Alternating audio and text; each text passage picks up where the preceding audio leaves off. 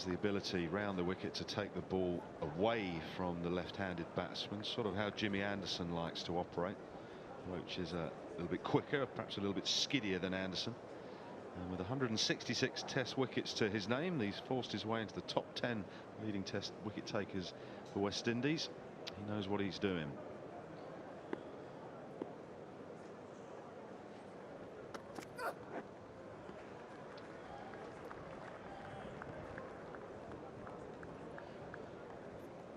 Rory Burns impressed in the warm-up games for England. They had two-day affairs, not first class, but nonetheless there was plenty of intensity from the England players in those 4 days, and Burns played well on some tricky surfaces, shall we say, at the 3Ws ground, a couple of kilometres away. He will know, as well as he's shaped up at times in his short Test career, a big innings is needed for him personally and the team.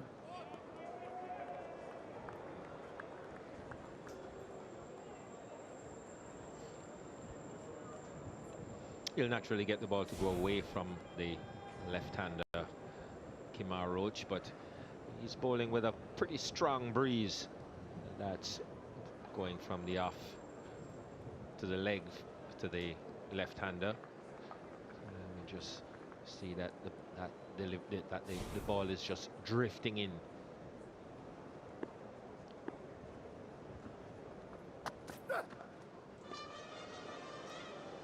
That's a good point. He's operating from the Malcolm Marshall end. I mean, if he was to operate for the Joel Garner end with the easterly sweeping across the ground, if he is trying to take it away from the left-handers around the wicket, that would certainly aid his efforts. He sees it differently. Well, he's getting that natural inward movement, maybe just trying to hit the seam and get one to straighten.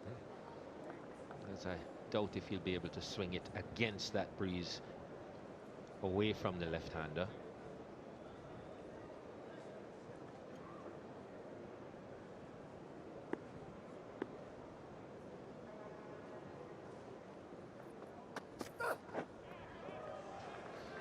He'll actually do it with the older ball.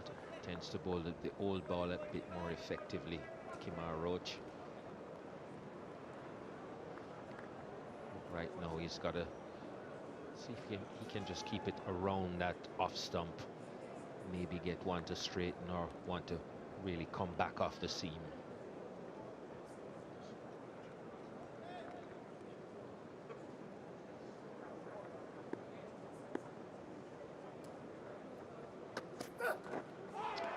Good one to end the first over. It's a maiden.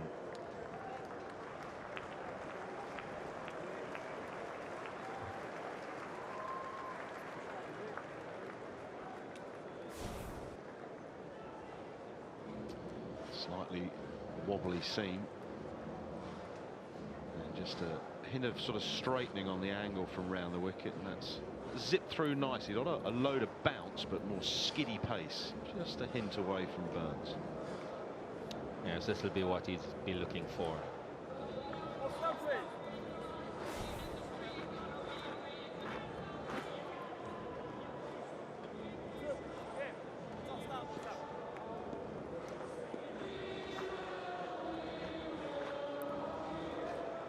Roach is brisk, but Gabriel is quick, and he's going to start the second over of England's first innings from the Joel Garner end.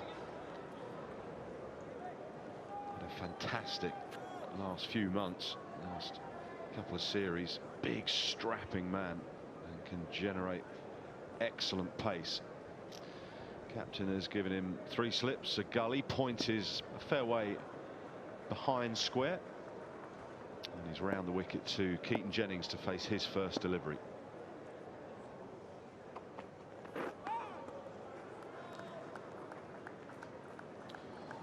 Keep an eye on his speeds. That one just a click under 140 kilometres an hour, but he will build into his work. 37 wickets for Shannon Gabriel in 8 tests, at an average of 19.5 and a strike rate of just over 30.5. The most successful bowler for West Indies in 2018, so he's in form.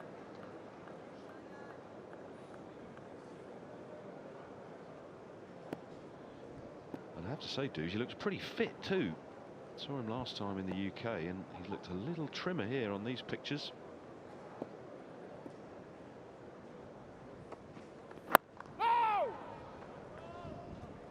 Yes, I definitely think he's dropped a kilo or so. He's looking a lot trimmer.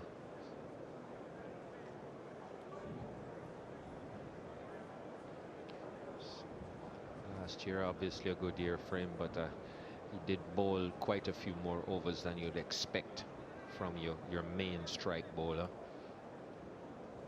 He's probably a bit stronger now as well.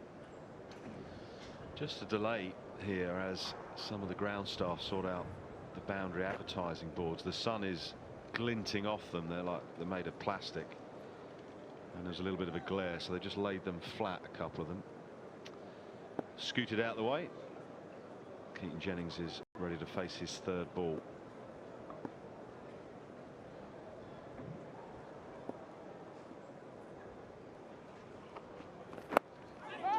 Extra bounce. Keaton Jennings is a tall man, and that has risen up at him.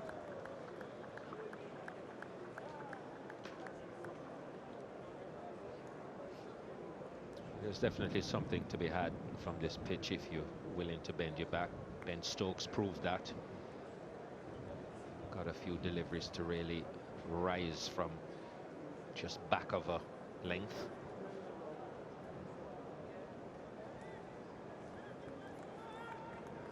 But it takes effort. Still a good surface for batting.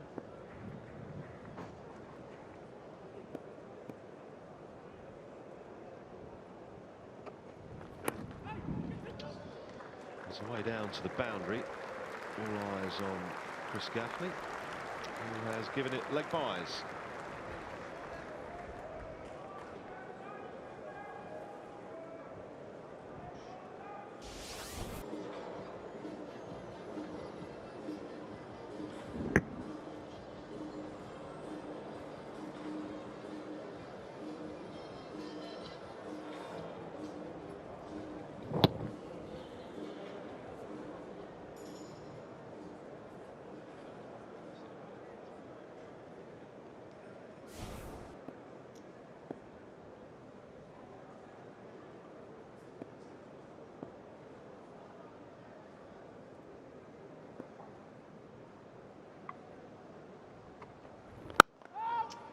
Keaton Jennings with his toes on or around off stump in his stance. That's to try and make sure he locates exactly where his off stump is if he wants to leave, which to play with the angle round the wicket. It's been one area where seam bowlers have attacked with some success Keaton Jennings, not just from round the wicket but also from over.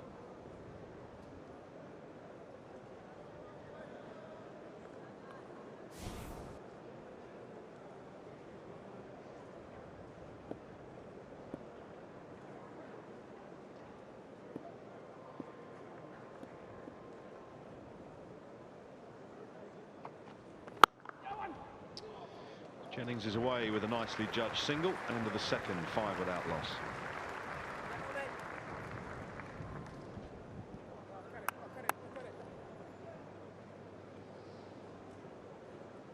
How's the characteristic of the pitch here at Kensington changed through the years, or has it remained fairly similar? Well, actually, I think it's changed quite a bit over the years. When I played, you wouldn't want to be winning the toss here and batting first. Not just because of the, obviously, in our first class cricket, I mean, this is would have been Barbados' home ground, and we know the pace attack that they had. But the pitch itself was very lively, had a lot of pace in it. The ball really went through, and the first hour and a half was really hairy, you know, and test teams can allude to that, who've come here and had to bat first against the West Indies. Much better for batting now, or rather much safer. Well, helmets as well now. Yes, but it really did have a lot of steep bounce and pace in it, and with the likes of Joel Garner and Malcolm Marshall, Sylvester Clark, it was not a pleasant experience. Tended to get better in terms of true bounce and pace later on, easier for batting, but then again, on bouncy fast wickets against that kind of fast bowling, it was not nice.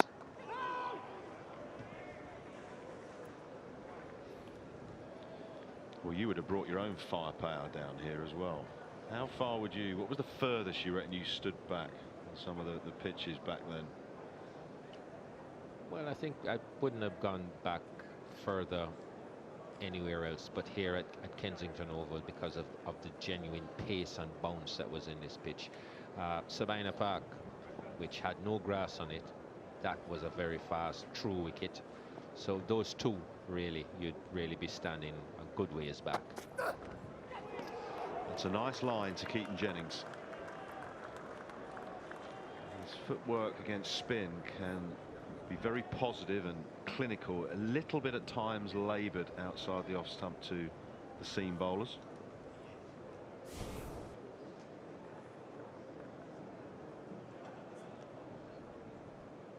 He looks to be just trying to play what's at his stumps.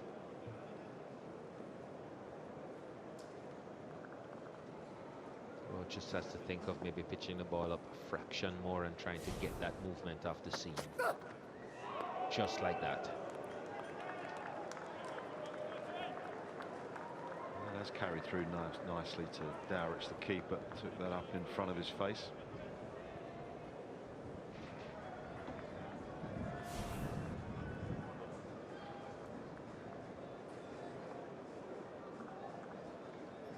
Definitely pronounced movement off the seam for Kemar Roach. That's the kind of area where he's got to concentrate, create a little bit of doubt.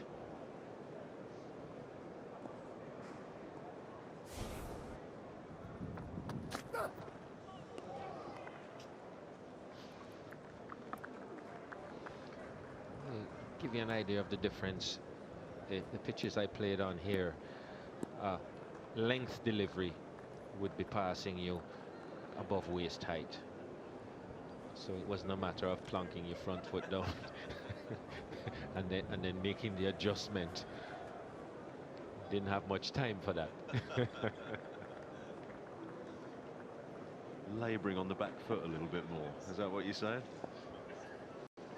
Oh, I get that. In the air. It's going to evade the fielder, and Jennings is going to pick up his first boundary. 9 without loss.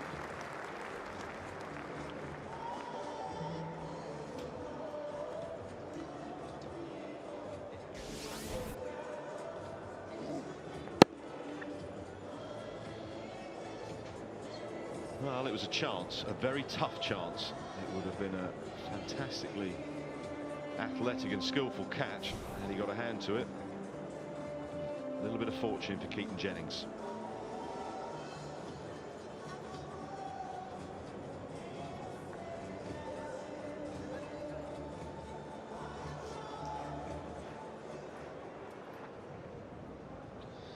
The great man is here again.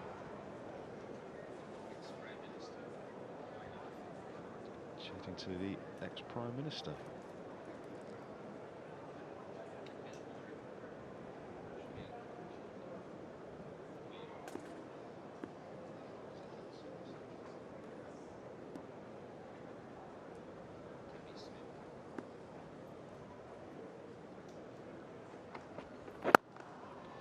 That Cammy Smith up top left of picture there, dudes. You'll have to help me out here.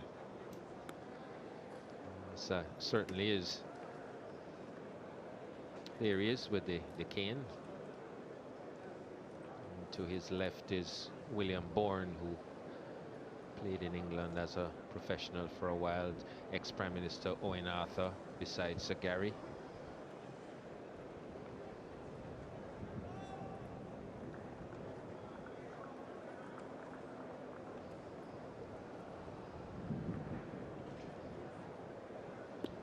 only cricket could have taken Sagari off the golf course today. Plays every day.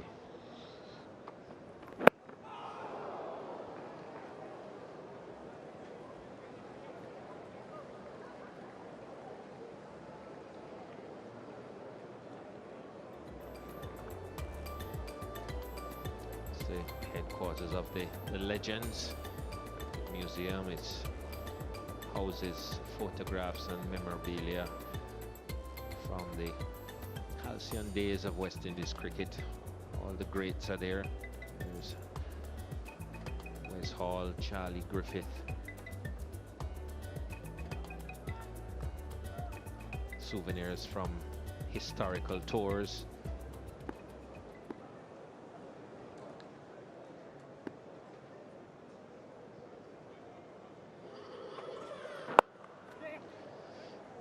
Rory Burns is off the mark now as England move to double figures.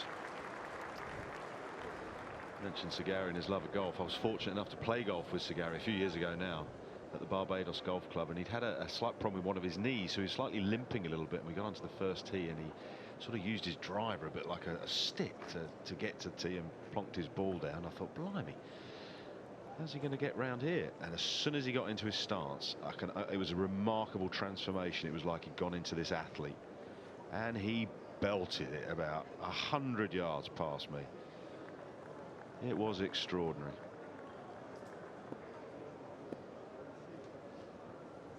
I play with him every now and then. He's always bemoaning the fact that he can't chip. Yeah, he didn't have his greatest day round the greens, I have to say, back in the day when I played with him. Does he generally take the money off you, or are you holding your own, douche? Well, I've been holding my own of late.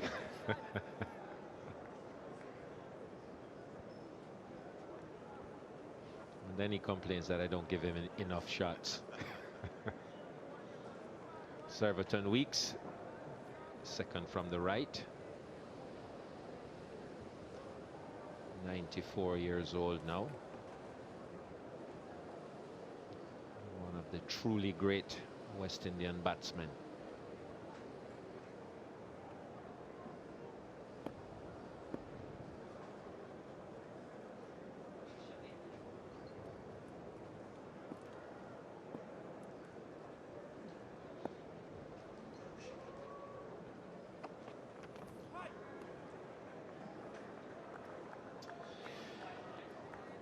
Might be worth Shannon Gabriel just having a look over the wicket to Keaton Jennings for a number of reasons. He seems just to keeps having a chat with the umpire as to where his feet are in terms of where the return crease is, and not running on the pitch from the angle, but also with Jennings occasionally just pushing his hands at the ball outside the off stump. That angle across from over the wicket might serve him a little better.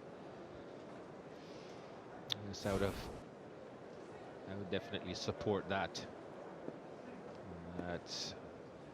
Didn't see much behind the front line there, if anything. I think he was okay when he landed and then slid forward a little bit, but he is tight. 10 without loss after 4.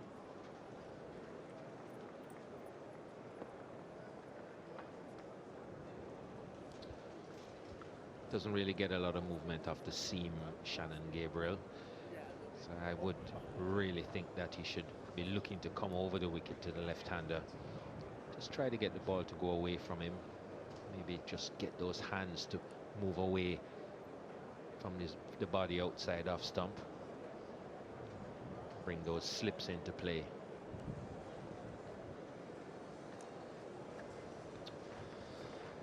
So Burns has 1, Jennings has 5, and England bat deep with Bester at 3, Root, Stokes, Butler, Moeen Ali, Ben Foakes, Sam Curran, and Adil Rashid batting at 10, who has 10 first-class hundreds. Of course, that batting lineup remains so strong with the inclusion of Sam Curran over Stuart Broad. But you would think that England would need a lead on first innings. They don't want to be chasing too much in the final innings if this pitch does decide to go up and down. So any run that they can go past West Indies on first innings will almost count double. Butler's in at 3, but I think he's working on his backswing with Mark Ramprakash for his golf.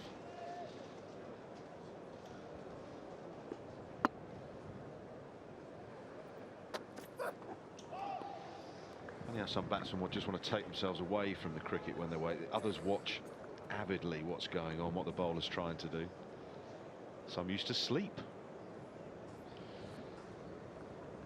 I just have a look for a while and then not think about it. Try not to think about it again.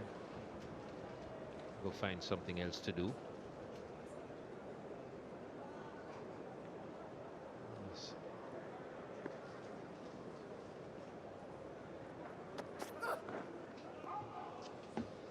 So I think different batsmen see the ball differently. They interpret the surface differently and play differently. And you sit down there and watch for long enough, you could just get into the wrong frame of mind, I think. You're much more likely if you sort of get an idea of the pace and the bounce of the wicket from watching.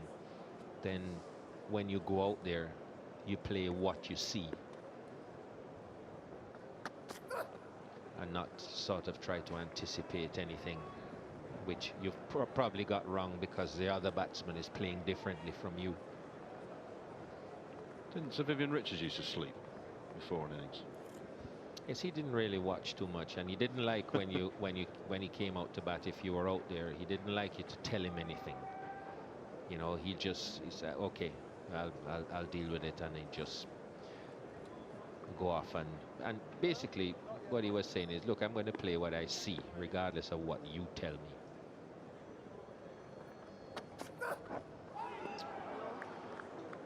Another good one from Roach. And because he has the ability to get the ball to seam away from the left-hander, I would go with this strategy of angling the ball into the batsman from around the wicket. But I think Shannon Gabriel needs to really test the left-hander with some stuff going across him and some short stuff maybe into the body.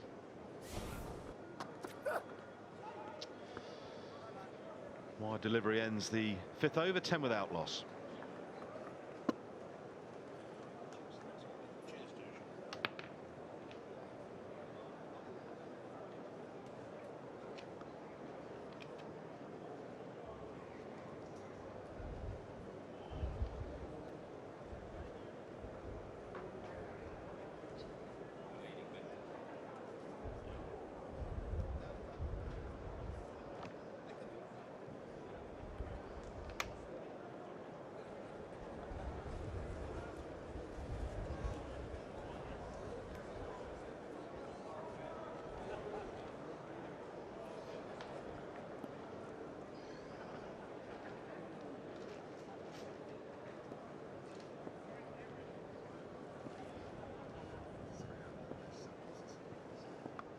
Shannon Gabriel.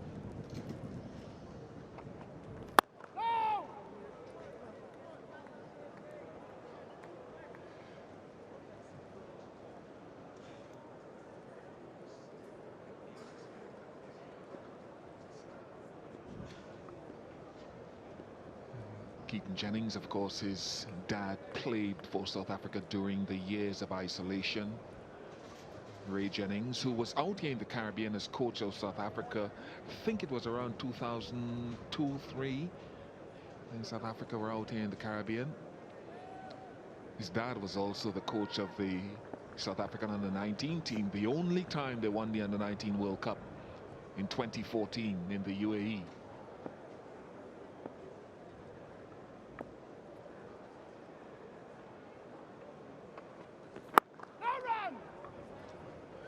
How has he gone, Michael? Keaton. Keaton or Ray? Keaton. Keaton has looked good against spin, has looked vulnerable against seam, especially in English conditions where the ball has moved around a terrific amount in the last couple of years. So this will be a good test for him. This is a decent West Indies pace attack, but it's a good pitch, good day to bat, I reckon, day 2 at Kensington. So a really good test for him and Rory Burns. It's one of the weaker areas of England's team, the top order and the uncertainty around who should bat at number 3 as well.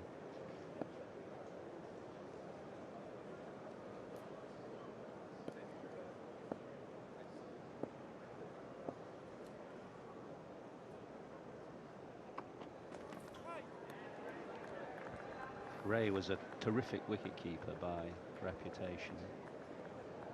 Images of him stood back to the quicker bowlers. He played for Transvaal and had a very strong pace attack.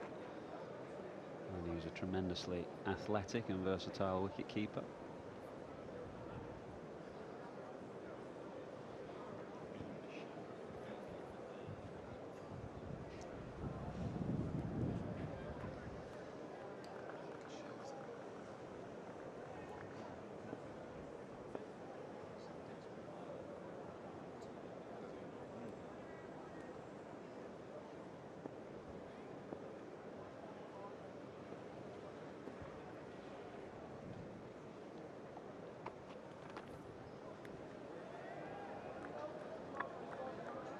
West Indian bowlers had great success bowling round the wicket during the home international season last year. Their strike rate to left-handers from round the wicket was something like 22. A wicket every 22 deliveries to the left-handers. Kemar Roach does it expertly. Jason Holder was brilliant at it. And Shannon Gabriel did okay with it as well. I'd love to see Holder into the attack. He averages 10 runs per wicket here at Kensington Oval.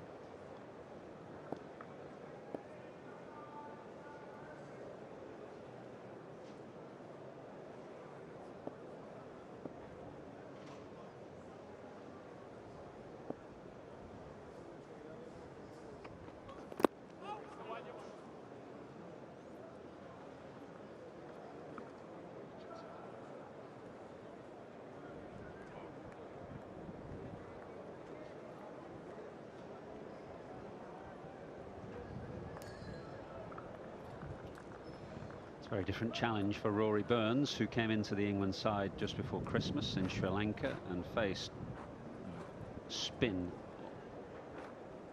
all the time. Faced Dilram Pereira with the new ball, faced very little seam. Spin with the new ball on pitches that turn significantly. You ain't going to see much spin before lunch, I'll tell you that.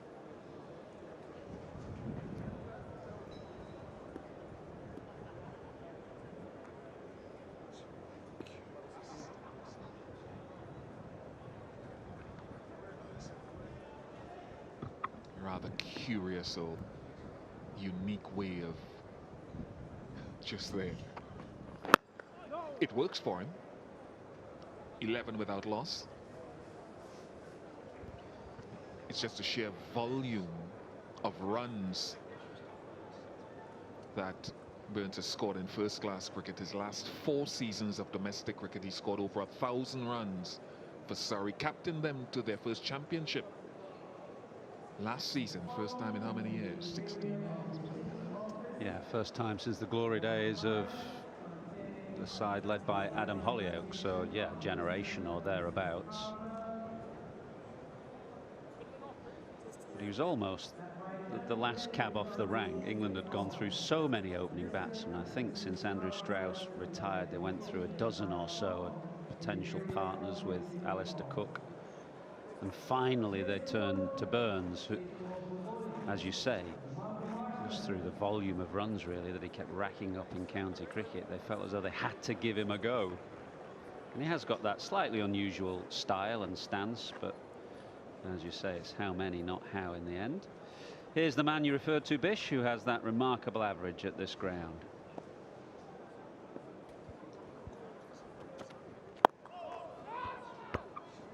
Yeah, Jason Holder's record here is fantastic in just a small sample size, 4 test matches. But when you look at last year's 6 test matches, 33 wickets at an average of 12 overall. He was brilliant. One challenge ahead of him is that he, after the tour of India in November last year, he only played 1 first-class match because he was out injured coming into this test series. But he swings the ball, and for a guy 6'7", I found that he pitches the ball further up than most bowlers his height, speaking from personal experience, are prone to. I think 28 wickets last year in the home series, and I think it was 19 or 20 of them either bowled or LBW. Had a remarkable year, didn't he? 33 wickets, I think, in 2018 at an average of 12. I know it was a bowler's year, but that is extreme.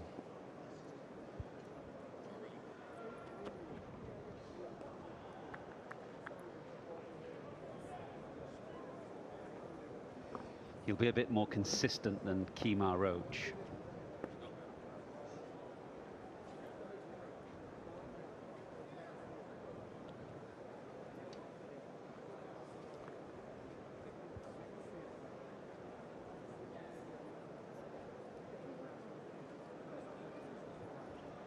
I think he since his 5-wicket haul in Sharjah,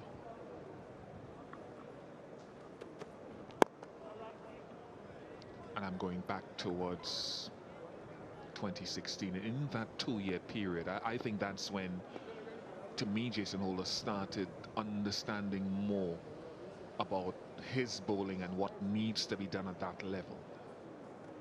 So towards the end of 2016 up until November last year, seen a sudden rise and growth in his understanding of bowling, changes of length and line and penetration.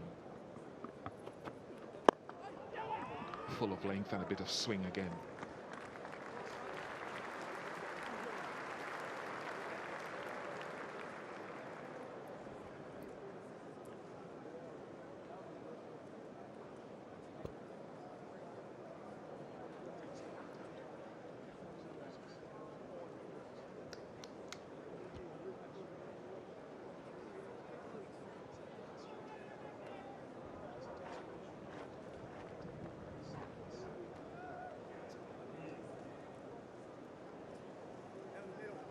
Not long before Holder says, I want to come round the wicket as well.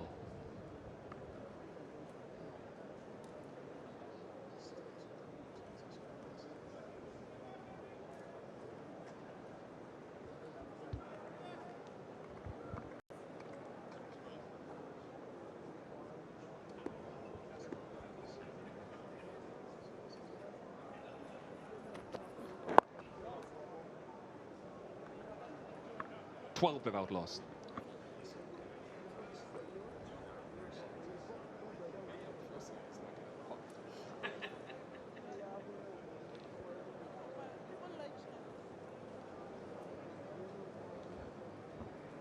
Bat very deep, do England, and that has been one of the things that has underpinned the success in the recent past. England have won 8 of their last 10 Test matches, and often the key runs have come down at 7, 8, 9.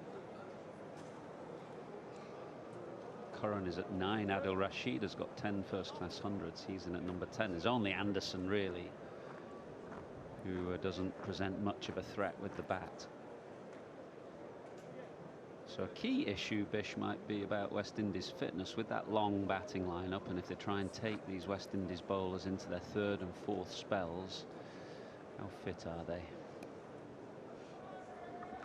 Yeah, good point. Gabriel goes over the wicket now. Round the wicket is proved fruitless so far.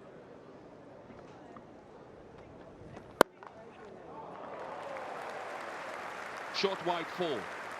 Easy ball. A good sign for Jennings. Sometimes he goes into his shell against the quicker bowlers, and when you see him get a bad ball and put it away like that, suggests that he's got a good frame of mind, a good positive frame of mind at the crease.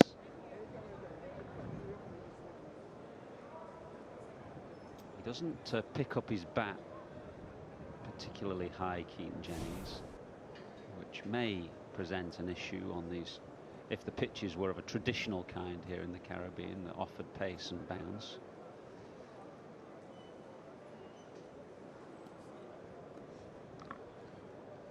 He's got to look to at least touch it down on middle stump, perhaps Shannon Gabriel, on a good length, a fuller length, much fuller than that last delivery, you would think.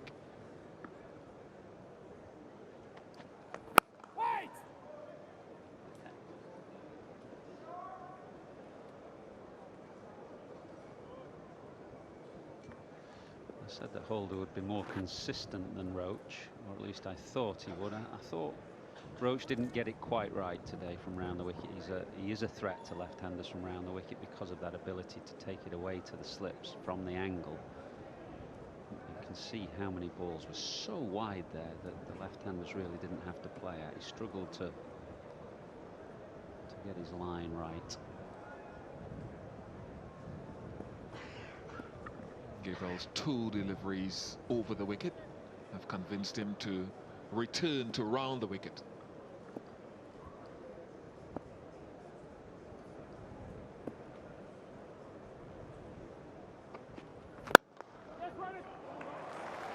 Nice shot.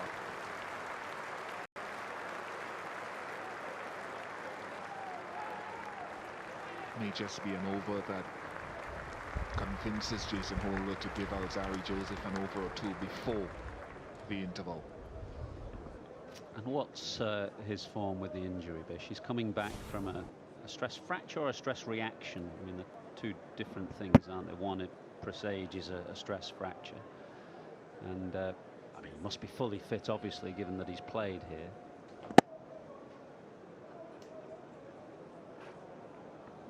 I don't think it was a stress fracture. He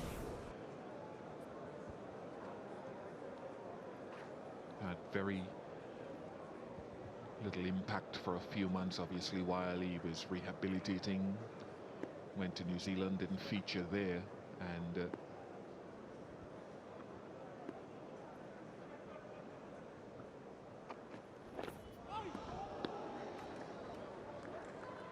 nice full length and drew him into the shot because of the angle, though it was quite wide.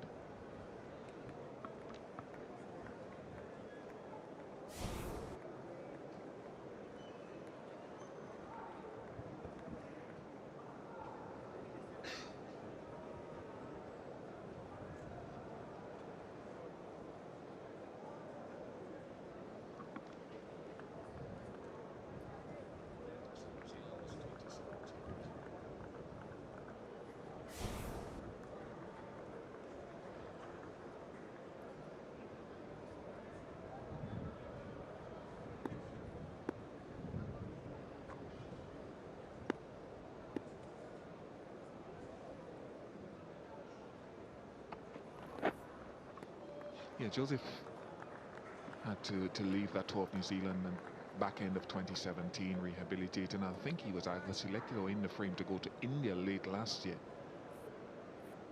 They weren't happy with the way that he was progressing with his physicals and so forth, and he was replaced. But has come back.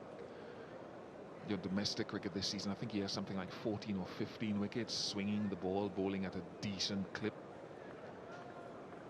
Based on that, has forced himself back into the squad.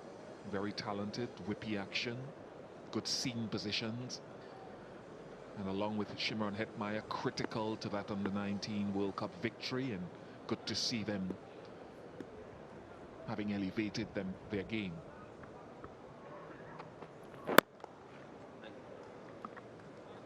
"19 without loss."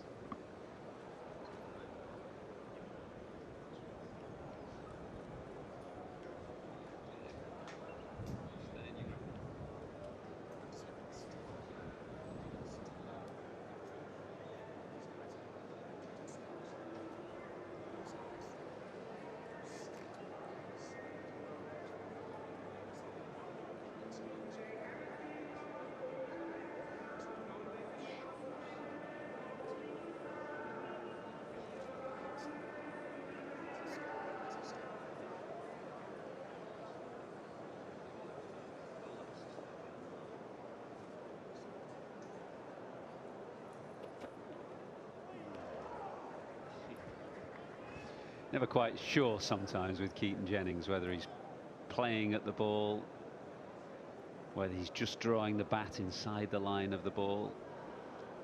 I'm not sure he knows sometimes.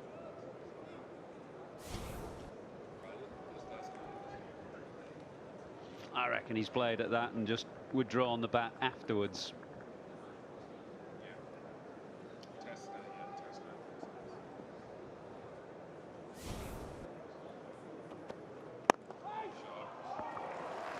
Beautifully played. It's almost a minimum of effort, just sheer timing. Short stride, but effective. Yeah, and just repeat the point I made in the last over about the fact that sometimes Jennings goes into his shell and he almost lets the ball hit the bat. What you're seeing here is actually picking up the bat, and there's a flow of the bat through the ball, and that's a good sign. You never get too much of a flow with Jennings, because as I said, he doesn't pick the bat up that much. But at least he is putting bat to ball, and it suggests that he's in a good frame of mind. He's thinking positively.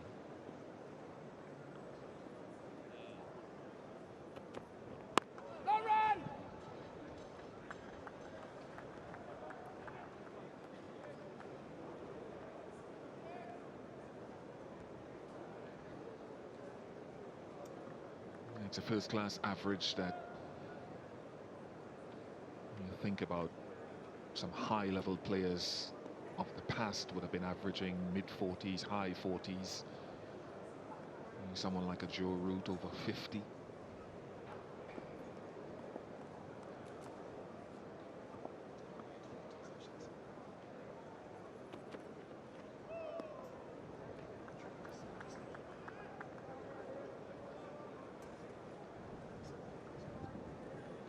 It's interesting. It's a symptom of a number of West Indian batsmen as well with their first-class careers.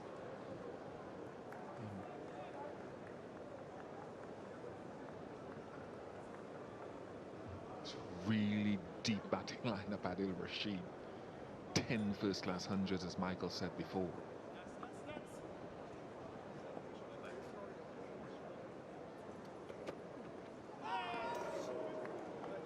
Good ball. Good length, drawing Jennings forward and looking to drive and repeat the fall from earlier in the over.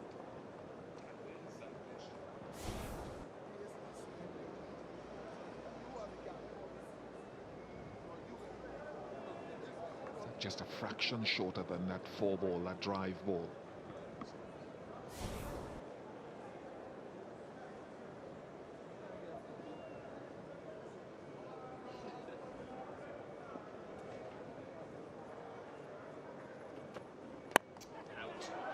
Got him.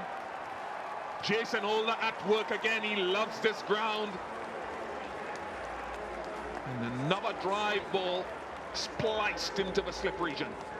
Great credit to Jason Holder here, because it'd be very easy, having been drilled down the ground earlier in the over, to draw back your length. But what he's done, he's continued to pitch it up. The previous delivery could have taken the edge. This one did. Good sharp catch at wide slip. Shea Hope is the catcher.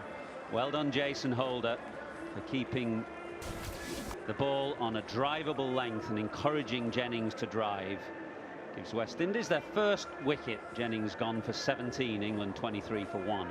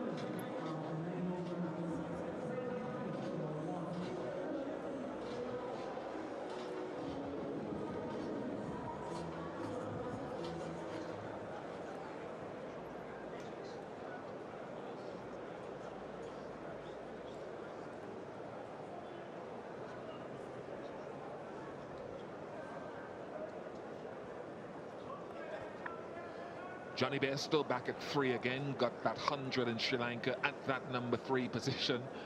One of a few problem spots for the top order of England. But a quality player had his problems against Kemar Roach when he first started Test match cricket in England, and has become and evolved into a very good player since.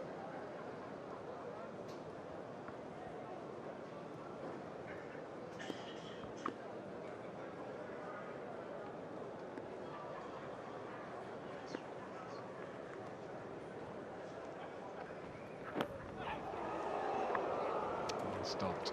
So one thing about Rory Burns with that unique action, I find that his front leg gets across the line of the ball and he ends up playing around the front leg quite often with that inimitable technique of his.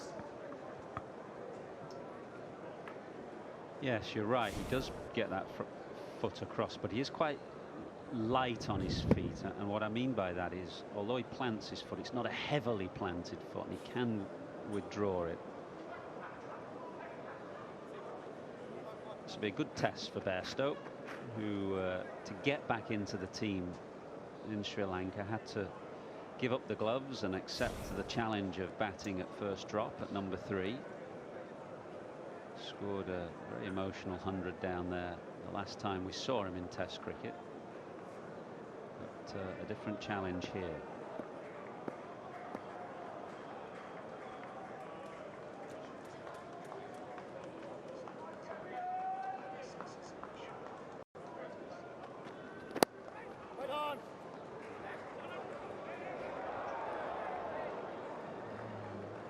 Eight innings against the West Indies. Johnny Bairstow, 97 runs, average of 13.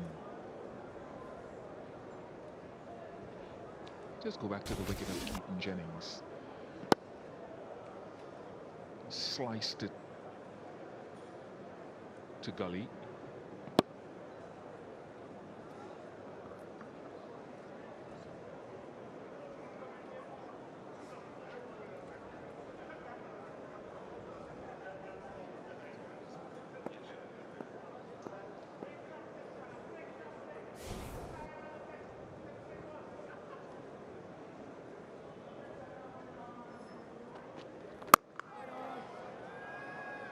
It's good to put a dismissal in context. That was the last ball of the 9th over. The second ball, Jennings drilled for 4 down the ground. Holder wasn't fazed by that. He continued to push it up. That was the 5th ball of the over that Jennings nearly edged to Dowrich, the keeper. And then the last ball of the over was actually the fullest of the 3. And Jennings edged that one to Shea Hope in the gully. Good bowling. And it's fantastic is brave bowling as well, because I was thinking the second ball, which was fullish of length, but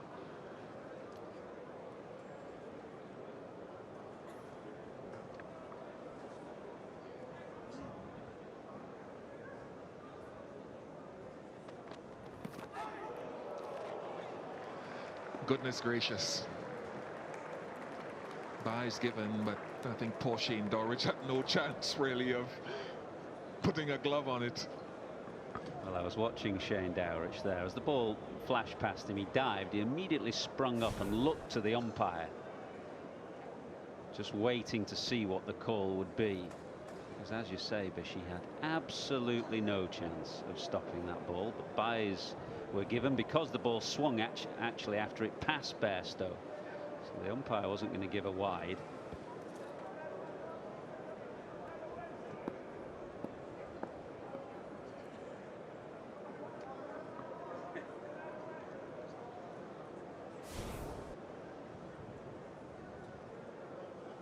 To take the ball into the right-handers, Shannon Gabriel.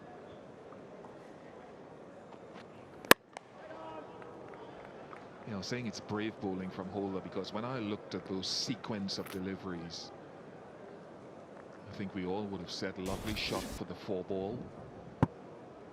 And the second ball, this one that we're going to see, was what I thought was a really good length, full enough to encourage the drive, but not quite there. And I would have gone that length again, but in fact Holder went fuller, which I think, I'd say again, very brave. I would have gone with that red one again, full enough to encourage but not quite there. Excellent from the Windies captain.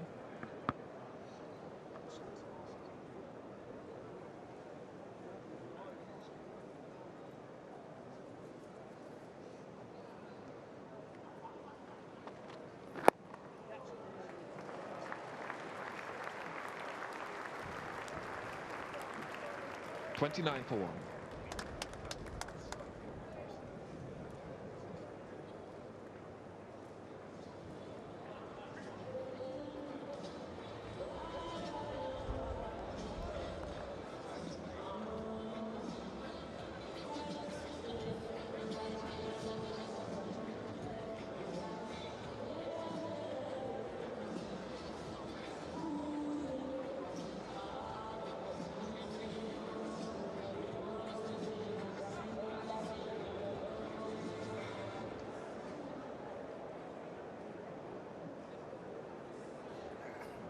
one of the things that I found about Johnny Bairstow is he does it well, but it offers me as a bowler a chance in that with those little drives down the ground and through the offside, he sometimes goes hard at the ball on the up over time, and they're not quite there. And a bowler like Holder, who's excellent at taking the ball away from the bat, each way movement really, is in with a chance of him nicking off if he can consistently get it in that arc. And for that reason, there are 2 gullies in addition to 3 slips. Good attacking intent.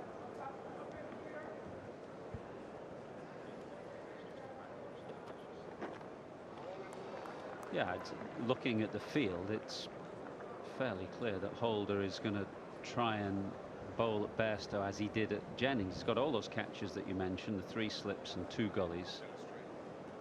And apart from the man at point, the other 2 in front of square at mid-off and mid-on. So Holder is giving himself every chance here. He'll push it up on a driving length. He's got cover at mid-off and mid-on, but he's also got the catches, 5 of them if Bairstow edges.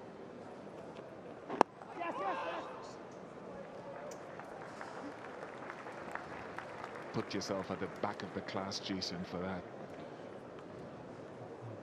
2 straight. Yeah, I was just looking at the arc of the bat of Jennings. Not able to quite see it there. He's trying to determine why he nicked it.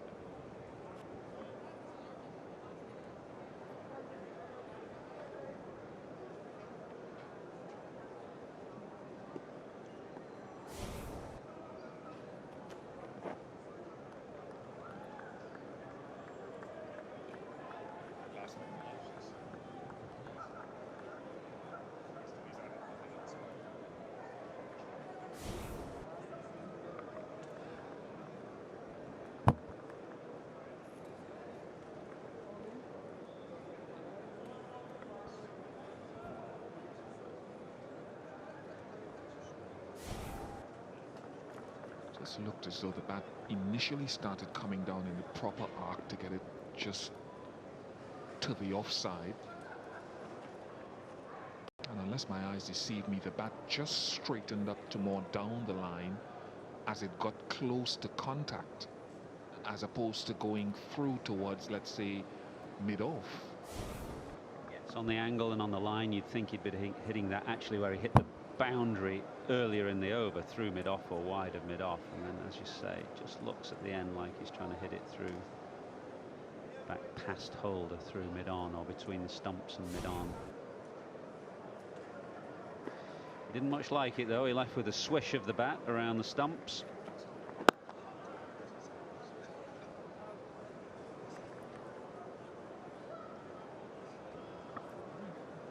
It's an interesting shot. That front leg again is something that we'll continue having a look at, but remember Gareth Batty, the former captain of Surrey, says, look, don't worry about his technique, he gets the runs. I get the sense though that as a former bowler sat up here, your eyes are lighting up this. You'd be fancying an LBW there. But that's what happens actually. He sucks bowlers into bowling quite straight, and he's very, very strong through the leg side. Last ball before the interval. Discomfort, well bowled, Jason Holder. Continues in this short spell to carry on some good work here at Kensington Oval. So it's lunch on day 2. Jimmy Anderson and England did good work. The Windies added 25 for the remaining couple of wickets this morning, and now 30 for 1. Jason Holder picking up the wicket, and it will continue to be an intriguing test match on a pitch that is offering enough now, enough for the fast men, and lots more hard work to come. But Jimmy Anderson has been the story so far. First hour was intriguing, with Hetmeyer playing brilliantly and Anderson going through to a 5-wicket haul, and then a testing hour for England's openers. final hour before lunch. And that last ball of the session there from Jason Holder that spat up at Rory Burns, just a suggestion that as we go through this game there will be enough on offer for the faster bowlers, the taller faster bowlers especially, to make a score of around 300 a challenging one. Burns got through the session, he's 2, Bairstow the same. England 30 for 1 up 11. Roach got a couple to go past the edge of Jennings. And Gabriel will hope to get better, but Holder was the man that struck. So an enticing morning session, and yes, Hetmyer very good, looks to be growing with each day of international cricket. So 289 to the West Indies, and England in pursuit 30 for 1. Burns still there, not out 2, and 259 runs behind.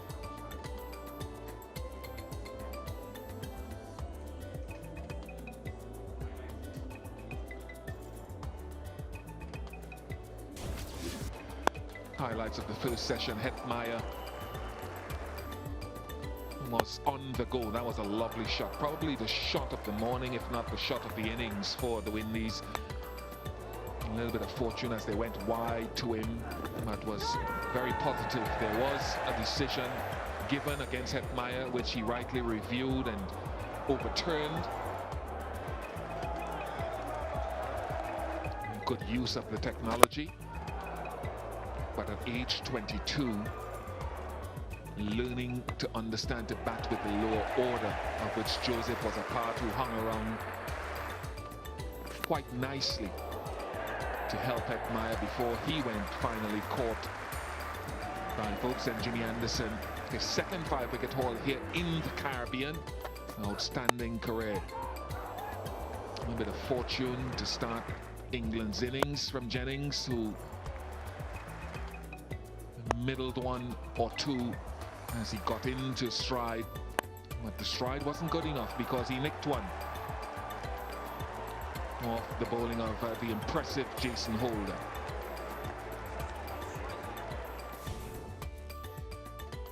So how has the session been given? They say shared. So very competitive test match in the making.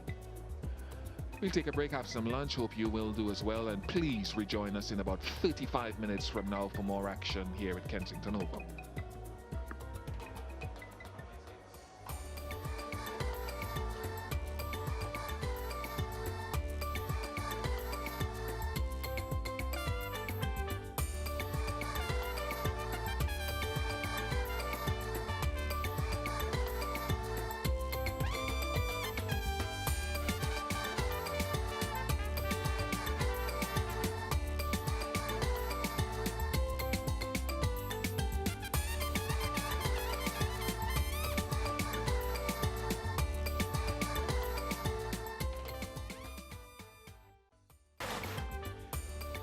Welcome back to an island of 169 square miles of beauty.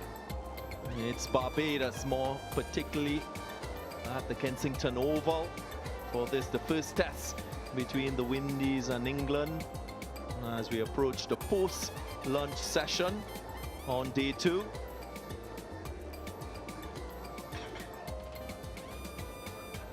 This is where England is at with their first innings batting. Burns not out 2, Bairstow also on 2. The solitary wicket to fall, that of Jennings, gone for 17. Jason Holder, the successful bowler for the Windies. This is how he departed. A very good catch by Shea Hope, and Jason Holder continues his great success at his home venue here in Kensington Oval.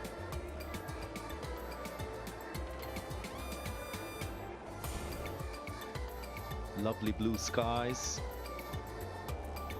Windies, they've used 3 bowlers so far, Kemar Roach and Gabriel, wicketless in their first spells. And the captain, Jason Holder, getting that only wicket. This is the match summary. Windies in their first innings got to 289. 3 half centuries from Hetmeyer, Shea Hope and Roston Chase. England, they've got their work cut out at the moment. 30 for 1, still 259 runs behind. As the players make their way onto the field, it will be an important session for both teams. Windies will be looking for more wickets. England, on the other hand, will think that the Windies' first innings score of 289, a bit under par, and they will be thinking about getting a little bit of lead in this first innings. England's been the most successful test team in 2018. Had a really good year under the astute captaincy of Joe Root. But it will be testing times. Nasser Hussain, what can we expect from this second session today? Well, I'd expect a little bit more hostility from the West Indian quicks, I'd say. Not so much Holder. Holder is a very English-type bowler, pitches it up, very smart bowler, hits the seam. Perfect bowler for someone like Keaton Jennings, gets him coming forward, and that's how he got him out. I was just expecting Shannon Gabriel and Kemar Roach just a little bit more hostility, especially when you've got Rory Burns, who hasn't played too much Test match cricket. What's he like against the short ball? And this is an interesting battle. When Johnny Bairstow first got in the Test side in England, Kemar Roach got him in a whole heap of trouble against the short ball. Bairstow hasn't really struggled against short ball against anyone else apart from Roach. So this will be an interesting battle. Change of ends for Kemar Roach. Shannon Gabriel bowled previously from the Joel Garner end. Kemar Roach into his second spell. Probed that outside the off-stump line. Didn't quite have success. A couple player misses. Interesting how Bairstow plays as well. Been fabulous in white ball cricket in 2008. Voted in the ICC Team of the Year for white ball cricket. He's not been too shabby in red ball cricket, but just his technique against India was exposed slightly in England by staying leg side of the ball. See if he tries to cover his stumps a bit more. Just looks like he's trying to do that. He's just checking his stumps there. Where is he? And just as this ball went past, you couldn't see too many of his stumps there. Whereas against India in England, he has stayed with his one-day technique of trying to open up the offside. Very good player, Johnny Bairstow. Very attacking player. Came in at number 3 in Sri Lanka and got 100 straight away. His career average just shy of 40 at the moment, Johnny Bairstow. But he'll want to improve his record against the Windies previous to this match. He's played 6 test matches against the Windies. Averages just about 14 with the bat. His high score 21. Well, Roach has him 3 times. That's what I mean. It's been his nemesis when he's played the West Indies. England searching for a number 3. Joe Root doesn't like to move up to number 3 as captain. In Sri Lanka, they had 3 different number 3s, Ali, Stokes and then Bairstow. And he'll want to nail down that spot if he's not going to keep wicket.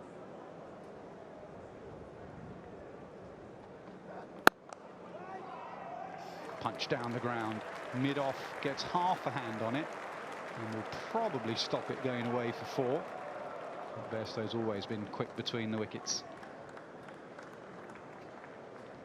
Good positive start for Johnny Bairstow after lunch. Number 3 position, always very crucial for any test team. Gives an indication as to the nature of the surface. Could also bring a lot of confidence with the other batsmen in the batting lineup if the number 3 does well. Yeah, he has the right tempo for number 3 as well. The great number 3s, Viv Richards, Ricky Ponting, they don't just come and sit in and block. They take the attack to the bowling side. So suddenly you're 10 for 1 and you look up and you see those greats coming in. Before you know it, it's 50 for 1 and the moment has gone. So you don't want to block her at number 3. Bairstow has that right tempo.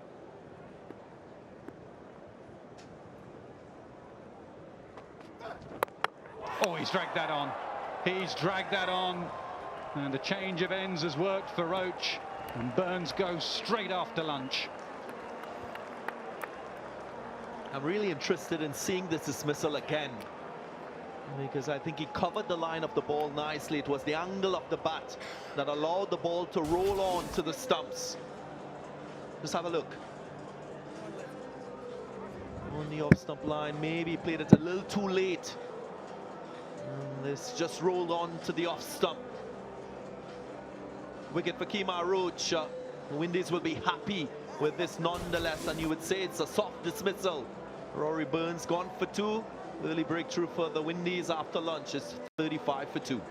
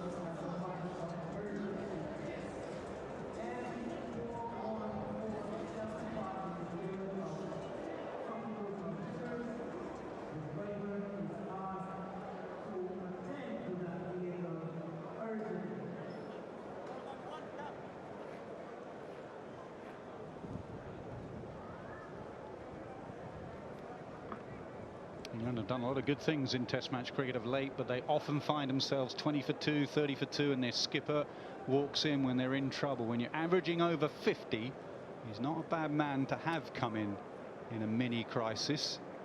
But again, England have lost early wickets. West Indies will know that this England lineup is very strong, and they'll know that their class player is at the crease right now, and they would love to get the captain early.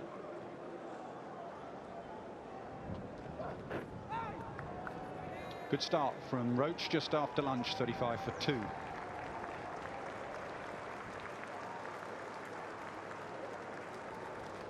Pressure on for England. And this was the dismissal. Another wicket going down. Kemar Roach usually very accurate outside the off stump.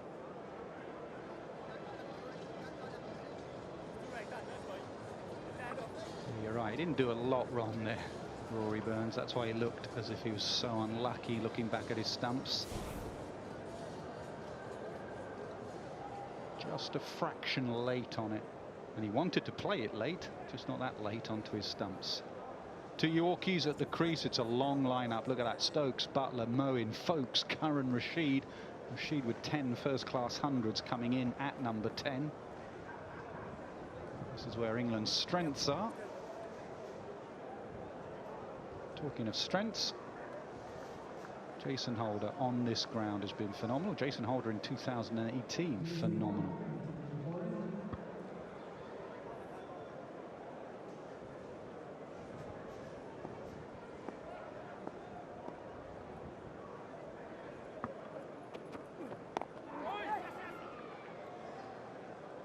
A change in the field for Johnny Bairstow, and Rory Burns was there. There were 2 gullies. Jason Holder opted in for that fielder in front of square, maybe planning to be a little bit straighter in terms of his line.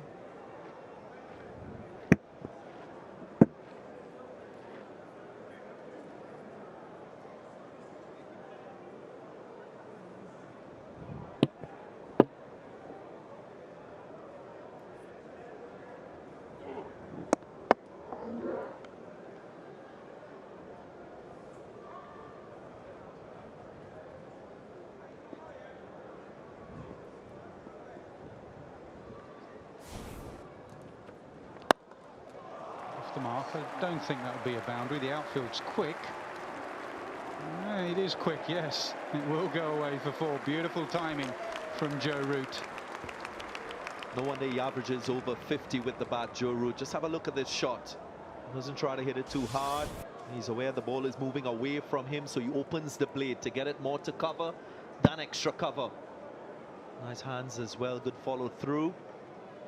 His body weight going into the shot as well. Something that Keaton Jennings can learn when driving, actually. The way Root opened the face there and played it a little bit later and less robotic, went with the shape of the ball. He's got beautiful hands, Root. You think of the great players in that middle order, Kohli, Williamson, Root. He's a bit more robotic there and doesn't open the face at any stage. He's still trying to hit that very straight. His weight was into it, but he's trying to hit it too straight. Compare that to Root's drive.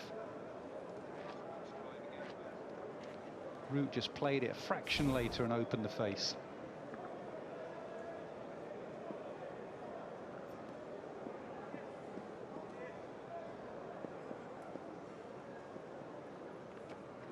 Wait, no run!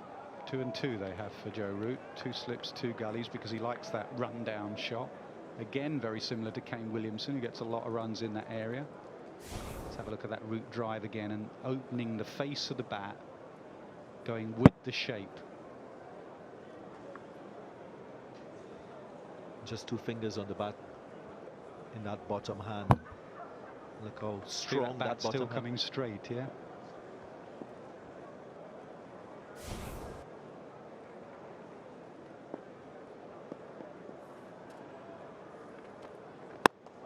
And again, punched hard. Watch the running between these two. They've had a bit of previous. Edgbaston, Root and Bairstow. There was a run out. Bairstow very quick. Root, like some previous England captains, struggling with his back at times, a bit stiffer.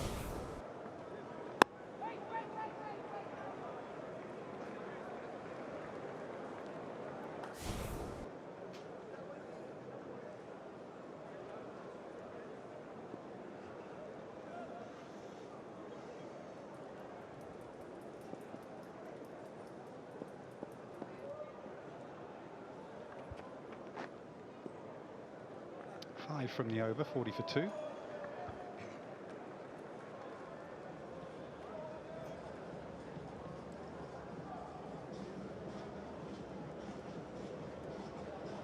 When the Windies in assessment of England batting would have known that their experience is in that middle to lower order.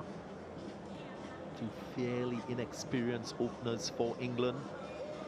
Both back in the pavilion already. Rory Burns 2 from 26. Keaton Jennings 17 from 34.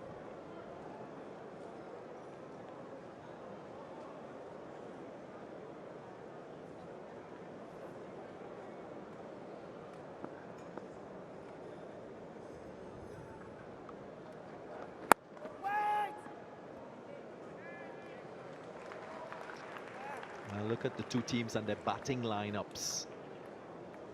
This England 11 amongst all batsmen, 35 test centuries when compared to the Windies, 26 with this pair, Joe Root and Johnny Bairstow, 21 test centuries between them. An indication that if they get a start, more often than not they can carry on and get that big century, put their team in a strong position, something that we did not see from the Windies batting lineup.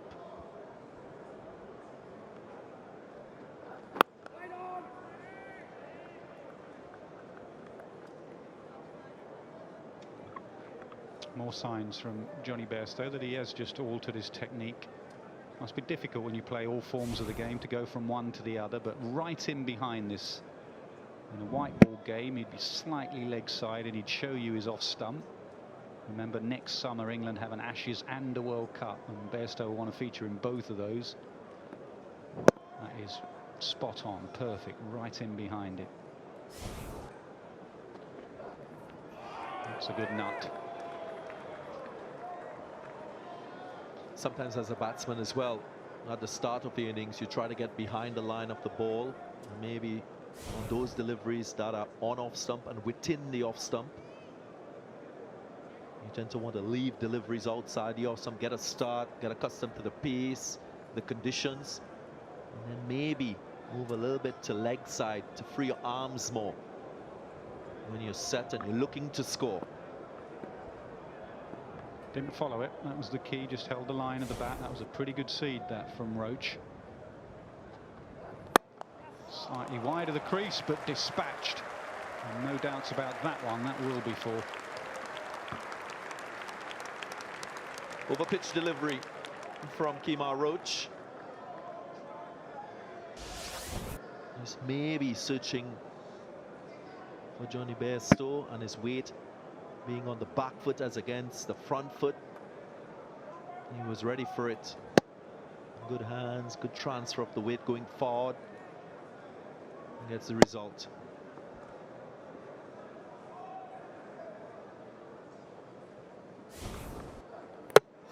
Oh, he's got him. Top of off stump. I think it might have flicked the elbow on the way. But Roach has two after lunch. And the West Indians fans are loving it. Maybe a bit of extra bounce as well. That's the length that Kemar.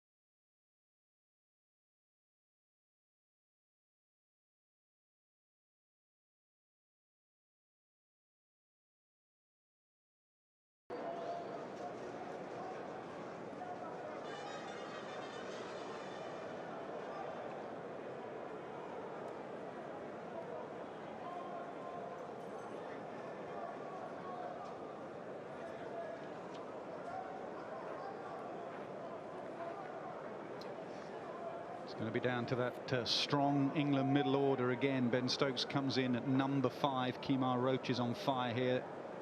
Bayesian has 2 after lunch. There's Stokes' stats. Genuine all-rounder now, 600s. Starts with the bouncer. Very good from Roach, 44 for 3. Well, I was saying that the battle between Roach and Bairstow is going to be an interesting one. This is the 4th time now Kemar Roach has Bairstow out in a test match in just 54 deliveries. And that was a bit of bounce from nowhere, really. Back of the length. Off the elbow, onto the off peg. Looked as if it took the inside edge, but there was no bat on that. He was just trying to cover the line of the ball, Johnny Bairstow.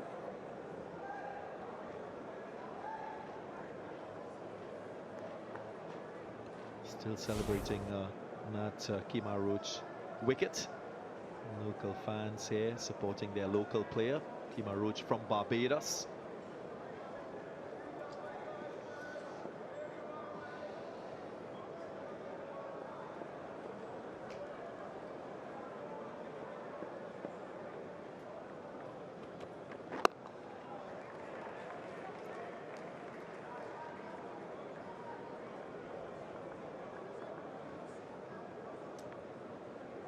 Action cricket in that previous over.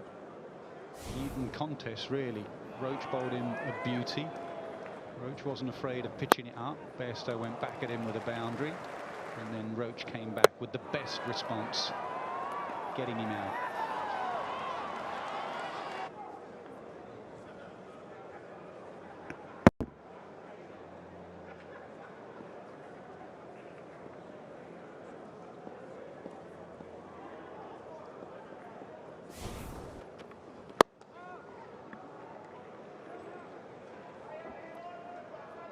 Jason Holder will be relying on a little bit extra bounce because of his height. He knows the conditions here at Kensington Oval in Barbados. Like we said earlier, he's got a very good record here. over 20 wickets in 2018 in the home series, 33 overall for him in that calendar year. Last test match here against Sri Lanka, picked up 9 wickets, 5 for 4.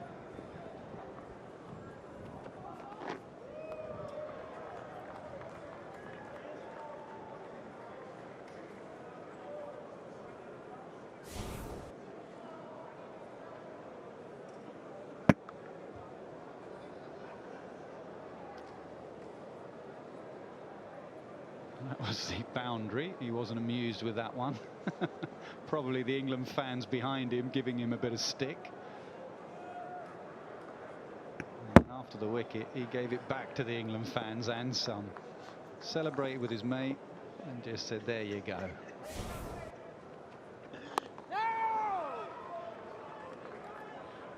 I guess the saying holds, who laughs last, laughs best.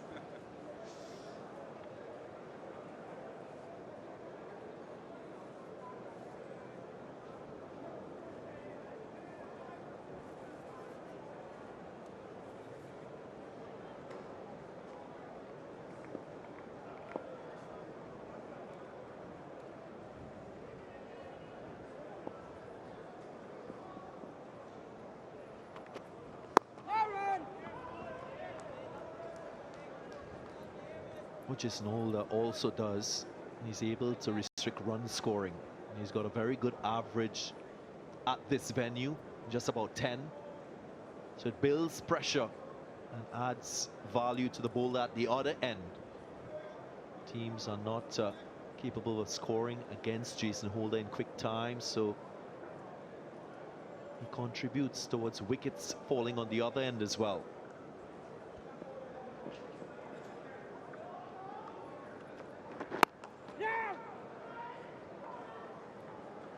Another maiden, there's the control you're talking about, 44 for 3. Well, that's what Anderson did yesterday. He wasn't doing much in that morning or afternoon session, and Anderson was very patient.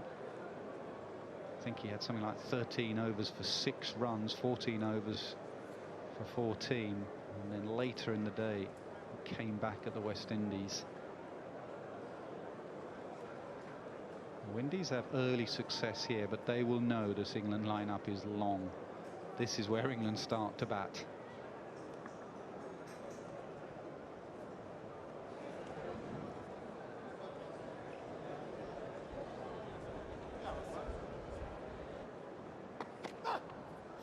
It's a good leave, left on length.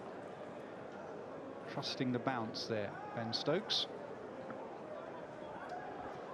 The other factor that the Windies will need to consider is sustained pressure. We saw that with their batting. They did well in the first 2 sessions on day 1. In the 3rd session, they were not as good as they had been in the first 2. With the ball, the same is expected. You need to back up one good session with another in order to dominate a test match. And they've fallen short of that in recent times. And Stokes just a couple of steps down the pitch, he'll do that to anyone. Kemar Roach is a high 80 mile an hour, and Ben Stokes was just walking at him there.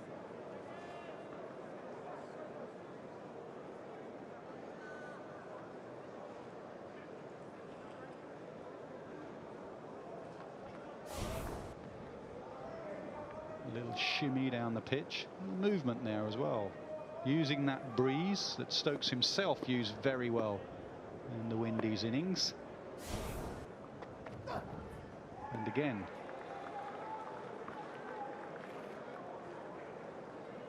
Good patience from Kemar Roach. Sometimes as a batsman you try to throw the bowler off, especially if that bowler is key from the opposition. Ben Stokes using his experience. He's a confident player, so he'll bring everything to the fore to try and get success with the bat.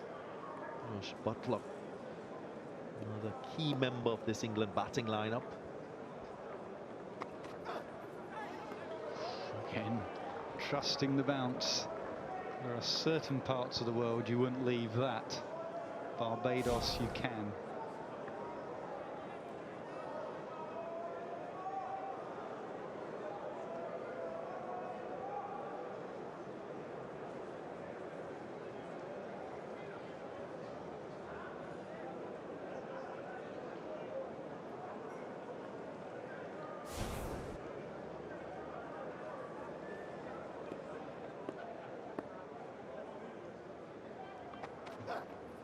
Oh, this is very good from Roach. You can just tell from his run-up, he has beautiful rhythm at the moment. This is a real battle for England. Just getting that delivery to blow away from Ben Stokes. Length also very good. Not a driving length or a length he can play off the back foot comfortably. Still prompting the batsman to get his weight forward to cover the line of the ball. Yeah, just nibbling at it. This is really special.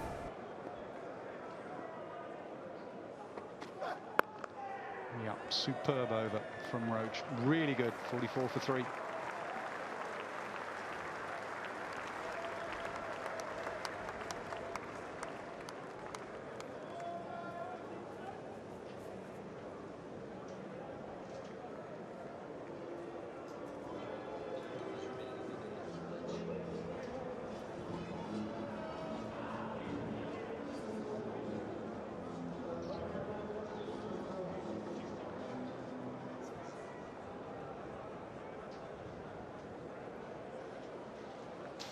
Test pitches were pretty good in 2018, where scores of around about 300, 350 were par.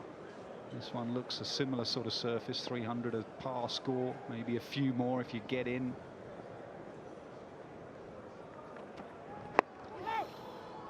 It's a nice combination as well, because Roach is skiddy and the ball keeps coming at you, and Holder is obviously a lot taller and gets that bounce from back of a length.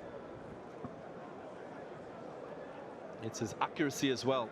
Although his top delivery is moving away from the right-hander, also gets that one to straighten.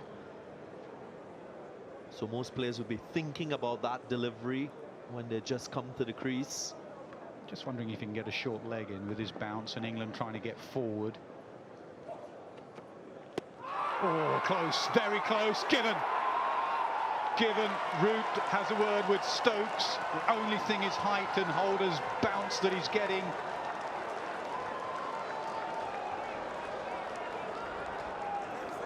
Well, I spoke about that delivery that just angles into the right-hander. Yeah, he's discussed it.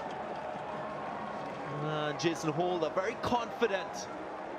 He's just set him up nicely, taking a couple before away. Just have a look at this one. Just angles in. That front leg coming a little bit across. Just on the knee roll, it makes contact and he knows it immediately. This is a big wicket for the Windies. Their most prolific batsman, England. Dismiss. And they're getting into more and more control of this innings, the Windies. Root gone for 4. It's 44 for 4 now.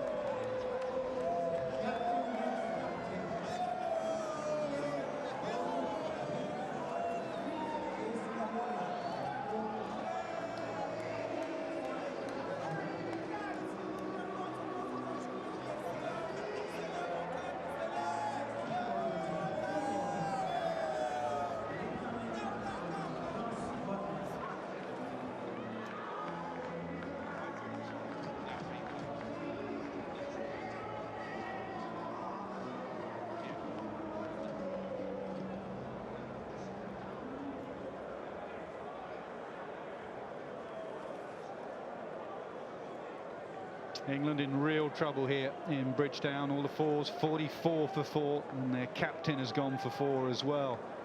Joss Buttler, who had a fabulous 2018 when he was brought back into the Test side. He's going to need to play well, because Holder has got control and wicket-taking ability. Roach is bowling beautifully, and it's just doing a bit.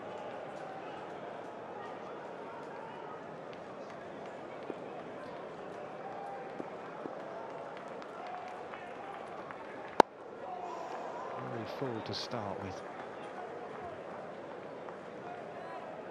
Nip back up to the England captain. Watch the way this seams back in. Wobble seam, hits it, comes back.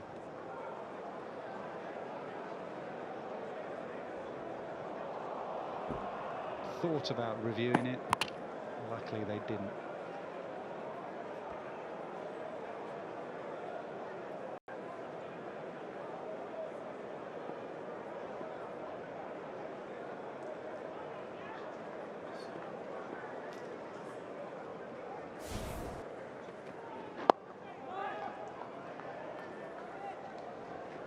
It's a good delivery that Joe Root got.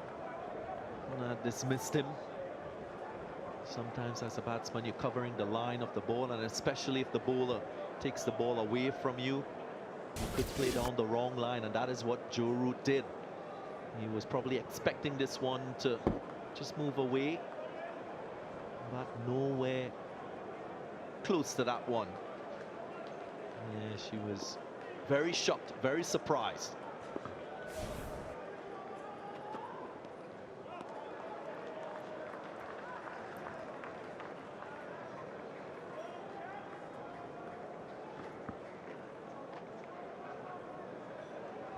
We often hear about batting in partnerships.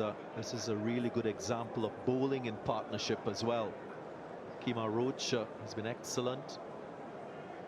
6 overs so far, just conceding 13 runs. And Jason Holder into his 6th over, just conceded 11 runs. Both players accounting for 2 wickets each. Great control from Holder. 44 for 4.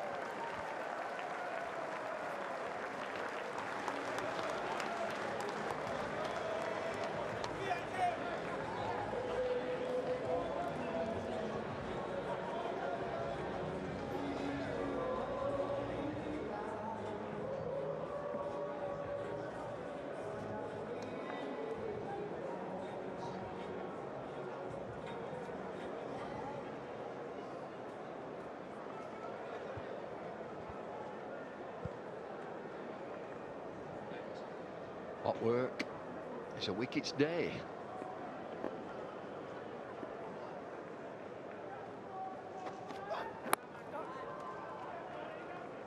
.44 for 4, trailed by 245. It's been a good response from the West Indies. They've made that score of 289 look a little bit better, taking these 4 wickets so cheaply. It's still a good batting pitch. England bat very deep, so just time for a bit of a repair job here.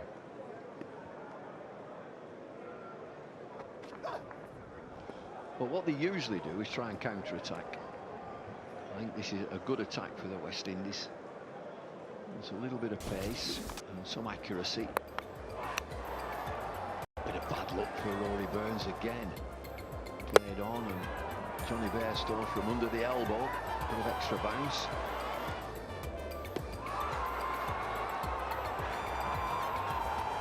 That was pretty full. Umpire didn't seem to have too much of a doubt, or any doubt there. Finger went up immediately. And that was the big wicket. Joe Root there with a couple of wickets down. England would look in better shape. So that's been a big psychological blow. But as I said before, England bat very deep. So West Indies can't think that it's over.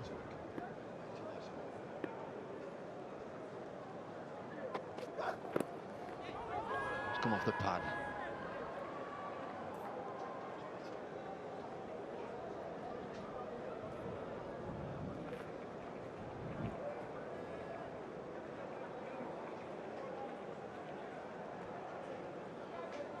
Roach into his 7th over, 2 for 13. Holder 6 overs, 2 for 11. Very impressive.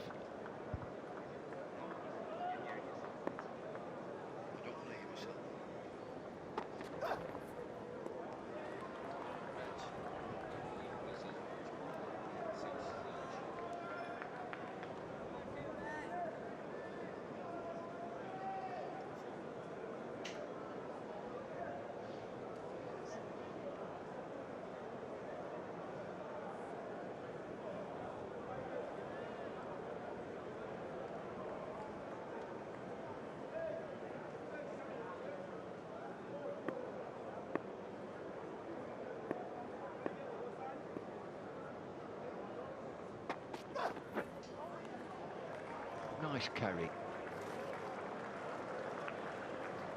44 for 4.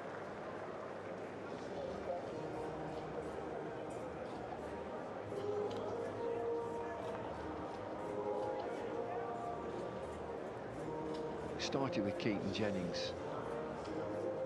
Just flashing one to Gully. Rory Burns was unlucky, a defensive shot that played on and spun back to the stumps. Johnny Bairstow, a bit of extra bounce.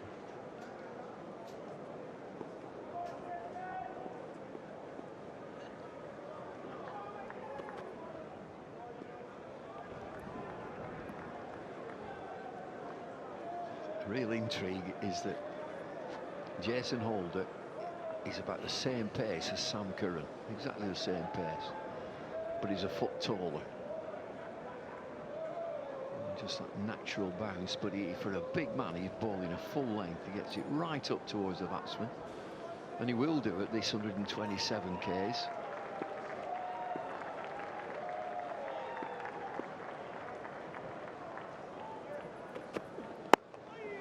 There again, very, very full. What a fabulous 2018.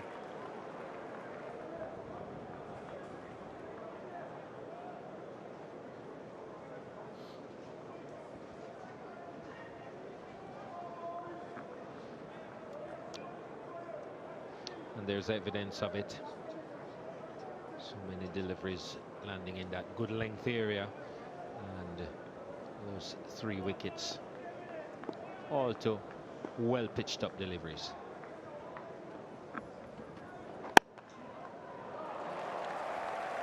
Lose out now and again, Jason Holder on the drive.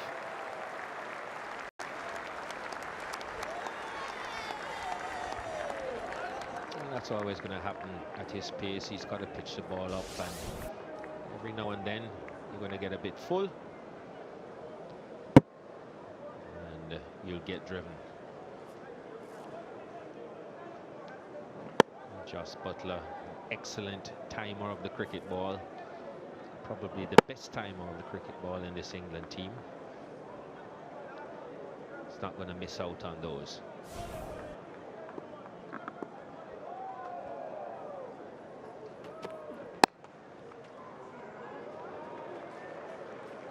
I mentioned he had an excellent 2018. The Windies captain Jason Holder, a very impressive young fella.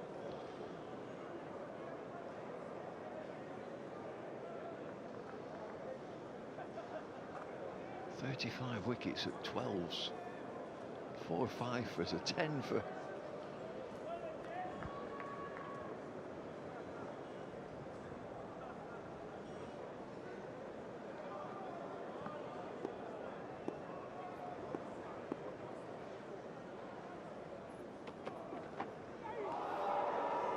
Clever bowling, just a little bit wider of the crease, still gets that length. That's what he needs to be doing more consistently, trying to find that length. Just create a little bit of doubt on that off stump. Just getting good help from the pitch, good bounce, good carry. Saw him want to nip back to Joe Root from just about that length.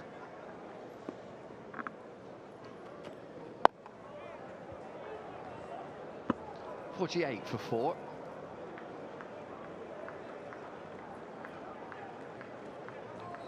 Looks really respectable now. The Windies 289 all out.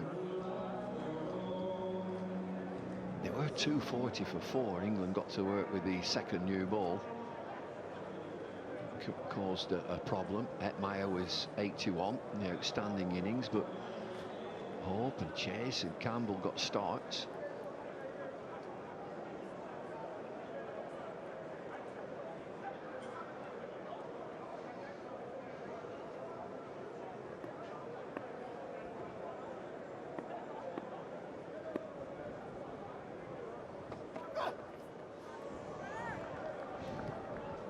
But I agree with you, Bumble, when you say that from a situation like this, you've got to look to be aggressive. got to look to be positive, and with the depth of England's batting, regardless of the fact that those 4 wickets have gone down, they have the batting to do it.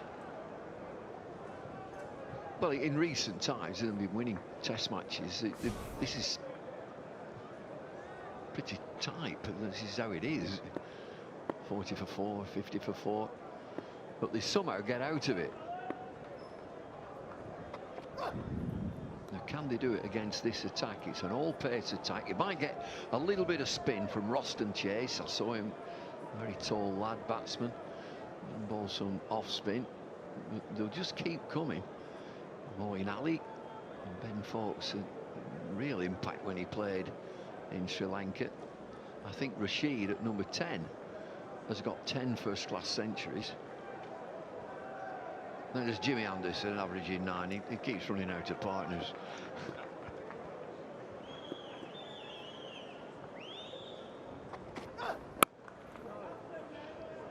You'll see Jimmy Anderson back, left-handed, number 11.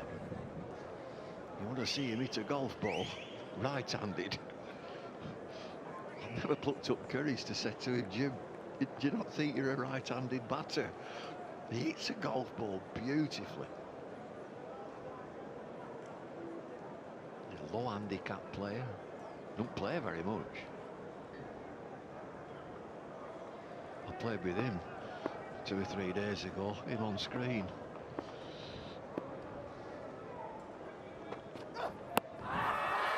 Huge appeal. Has he got a nick on it? No, he's gone. I think they'll review this.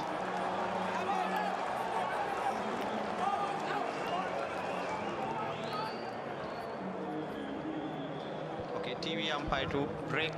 Player review for LBW. Original decision is out. Can you go to the front on front foot no ball, please?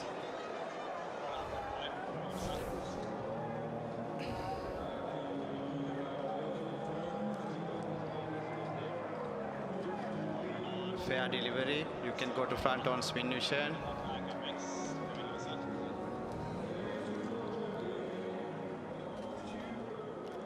Looks like no bat in all. You can go to ultra edge. Okay, flat line as the ball past the bat. No bat in all. You can go to the ball tracking. Waiting for the ball tracking. Ball tracking is coming up. Impact in line. Wickets umpire's call. Wickets umpire's call. You can show the umpire on the screen. You can make the signal now. Well done. Stays with the umpire. The bail trimmer. It's one thing they were thinking about looking at. Is it a touch too high? It's just nipping the bails. Ben Stokes, another dangerous player, has gone without scoring. 48 for 5.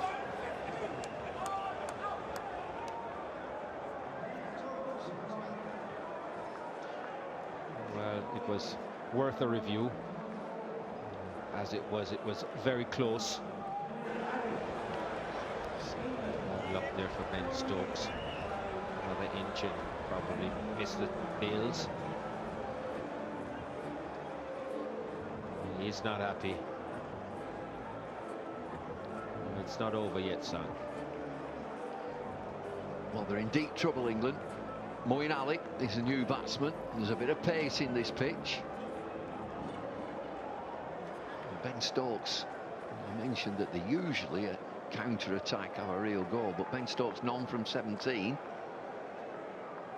Now Moeen Ali joins Joss Butler.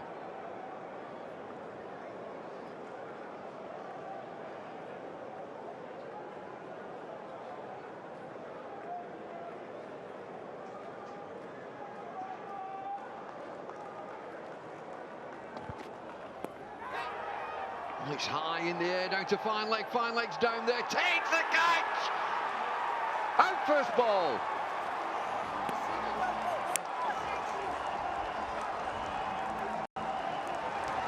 Well, who would have believed it?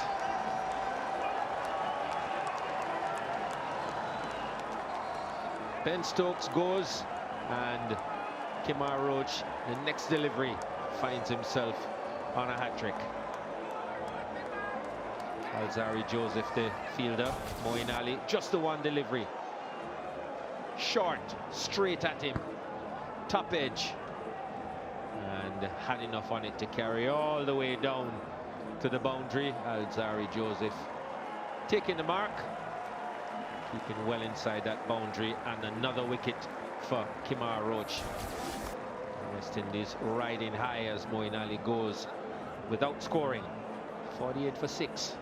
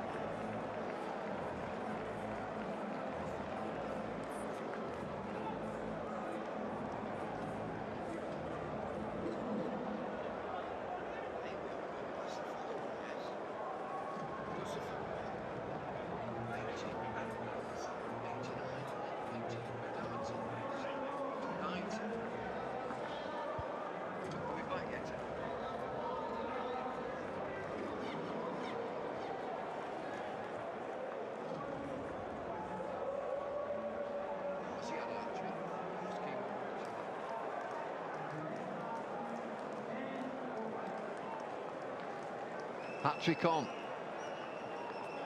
Roach, 4 for 13. Ben Foltz, new batsman.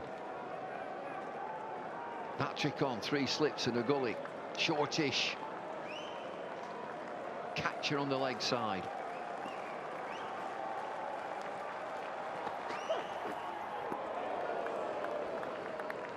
Brilliant over, 48 for 6.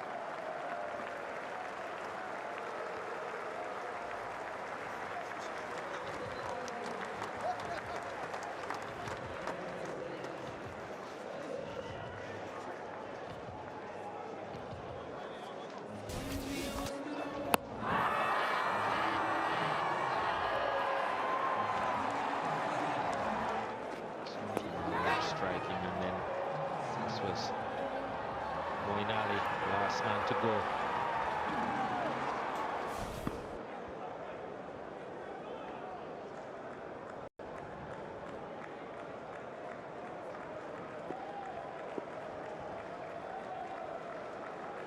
A lot of work to do, 48 for 6.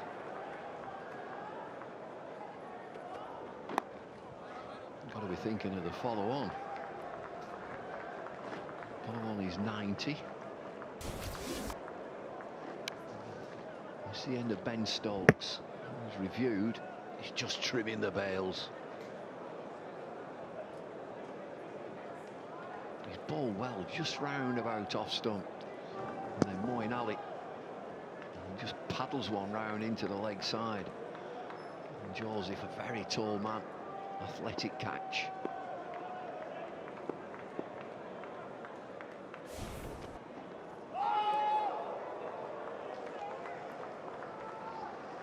Jason Holder's provided good support. He's been pretty consistent. Pitched the ball up, kept it around that off stump, getting a little bit of movement away from the bat. Just kept the batsman pretty quiet and allowed Kemar Roach to all-out attack them.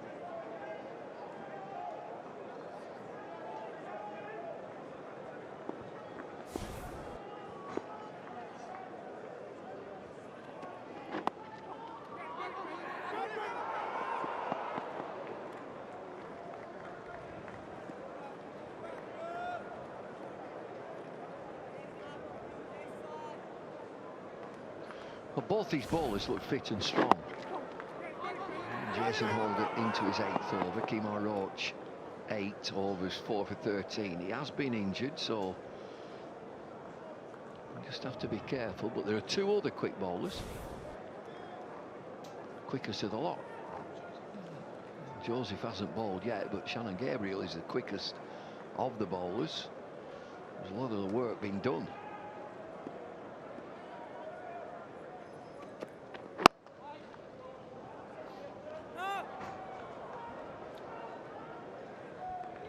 Ben Foakes, he's already got 150 in Test cricket. It's just his 4th Test match, and you'd expect him to give a good account of himself here. Keepers normally do. Well, he's a steadier player. You look at England, this England lineup, and you think there's plenty of dashers in there that like to get on with it. He's quite a steadying influence.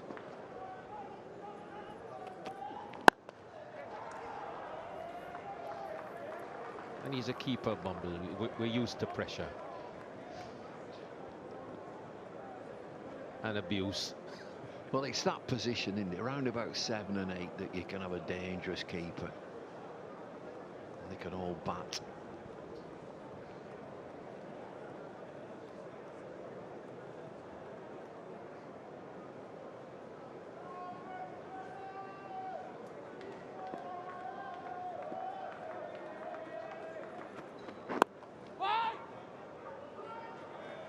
Another excellent over. 49 for 6.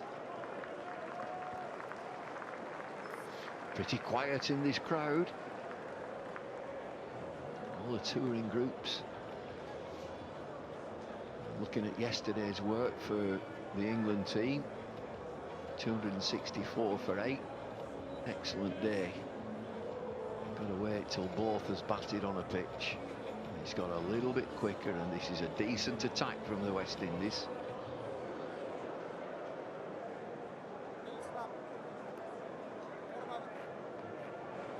Look at these figures for Kemar Roach. This is since lunch. 5 overs, 9 runs, 4 wickets.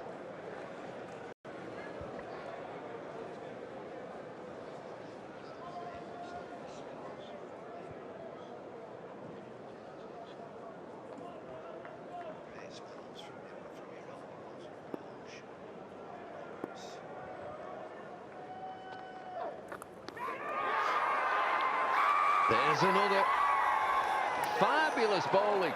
He's 9-5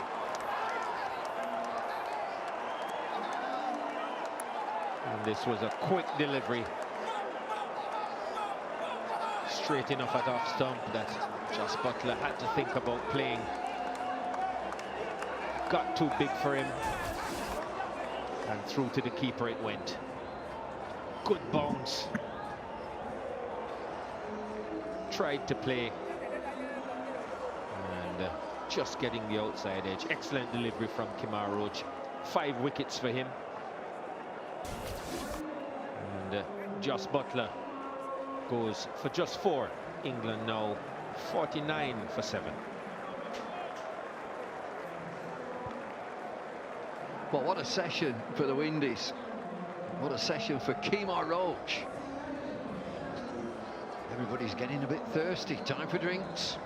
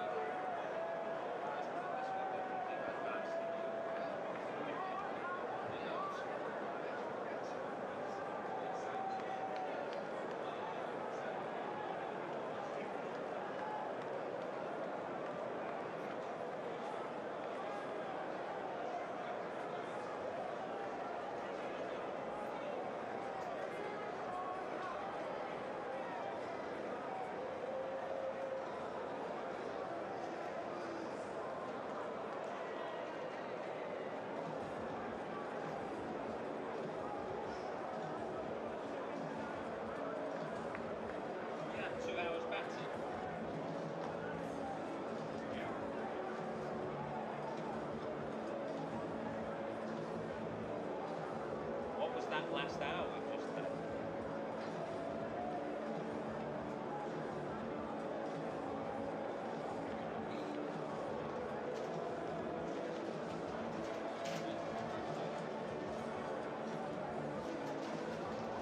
for 1, so that's 19 for 6 in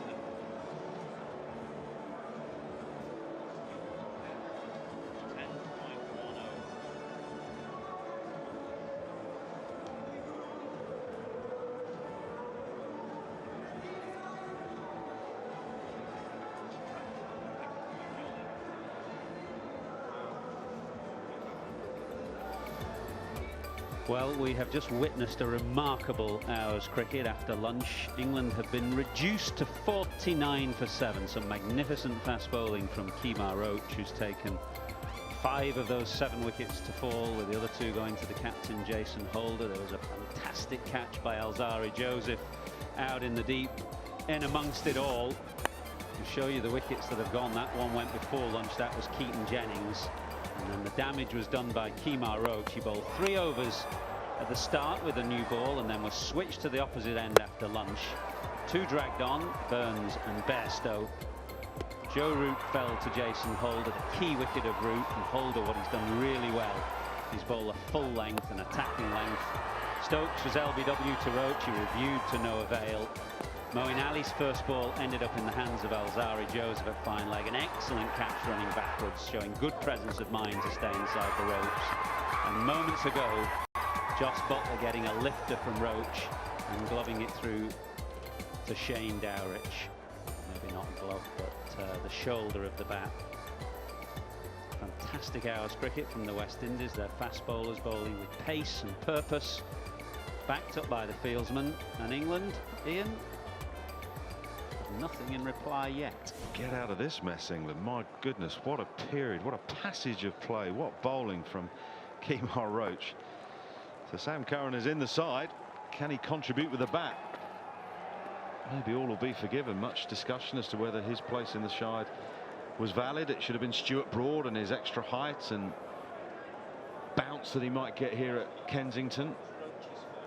But a little cameo here from Sam Curran, and he's done it on several occasions in his brief Test career, is just what England are desperately needing at the moment. 2 batsmen on naught. And England 49 for 7. Wickets fell 23 for 1, 35 for 2, 44 for 3, 44 for 4, 48 for 5, 48 for 6, 49 for 7. Swing and a miss. I think Curran is probably going to have to play an upbeat innings, high tempo, try and somehow get Roach and Holder off their line and length, because with their tails up as they are, they will not be feeling tired. They want to keep going.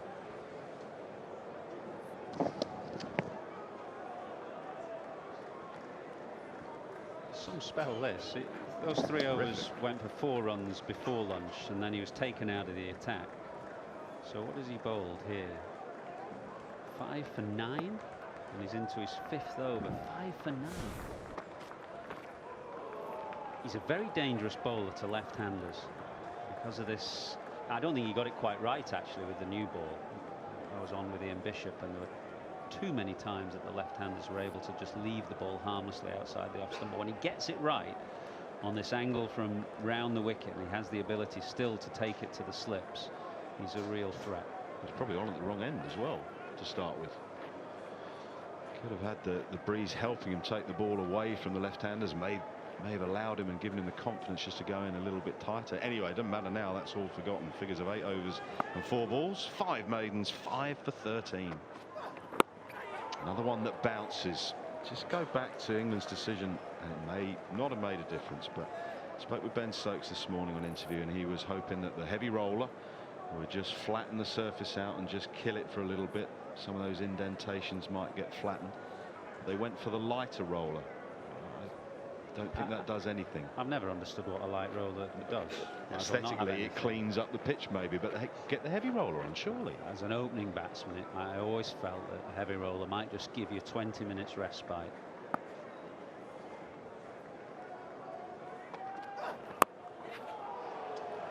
Flash down to 3rd man. It's welcome runs, but it's not convincing as Curran gets off the mark. Then England go past 50. Yeah, Curran will try and counter-attack here. He'll just try and change the shape of the game. And West Indies, what they have to do is keep their discipline.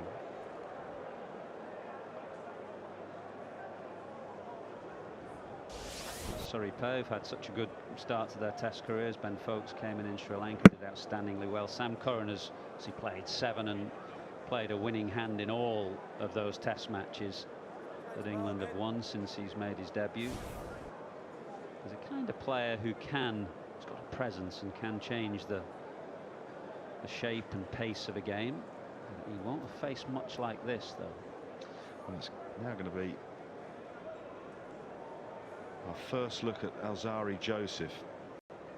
So England are 53 for 7, and they have a fresh bowler to deal with a point to prove.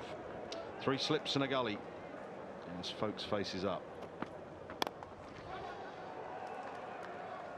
And Folks is off the mark. What he'll do well, I would think, Alzari Joseph, is to take a leaf out of Jason Holder's book in terms of the length that he bowled. Holder's brilliant.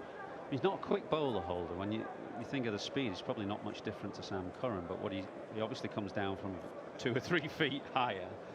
That makes all the difference. But for a tall bowler, he bowls a length that gets batsmen coming forward. So he bowls an attacking length.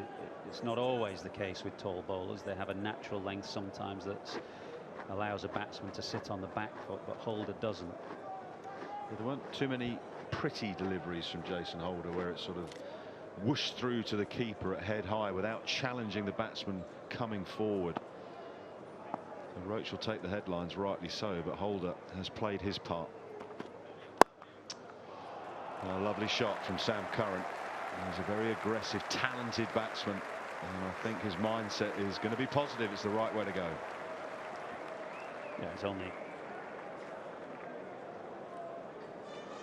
just into his first over here, Alzari Joseph, but that really is the point that we're making about Holder. There are very few of those type of deliveries from Jason Holder. He's bowling a probing length, attacking the stumps, getting the batsman forward, and that's what Alzari Joseph has to try and emulate.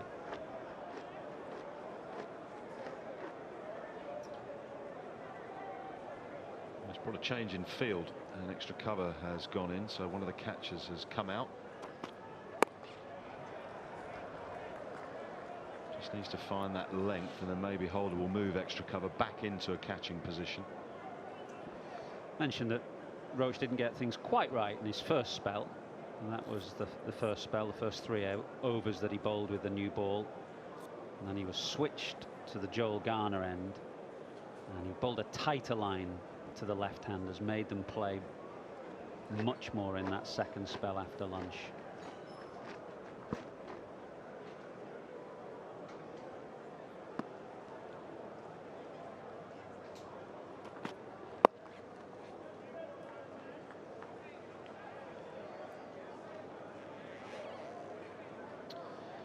Can be a busy place, the dressing room, when wickets are tumbling everywhere, people falling over pads and bats and gloves, and players shouting and swearing. We've seen a few in the Caribbean. Matt Price sat 2 doors down, and he was recalling 51 all out in Jamaica. That was what, 2009 or something.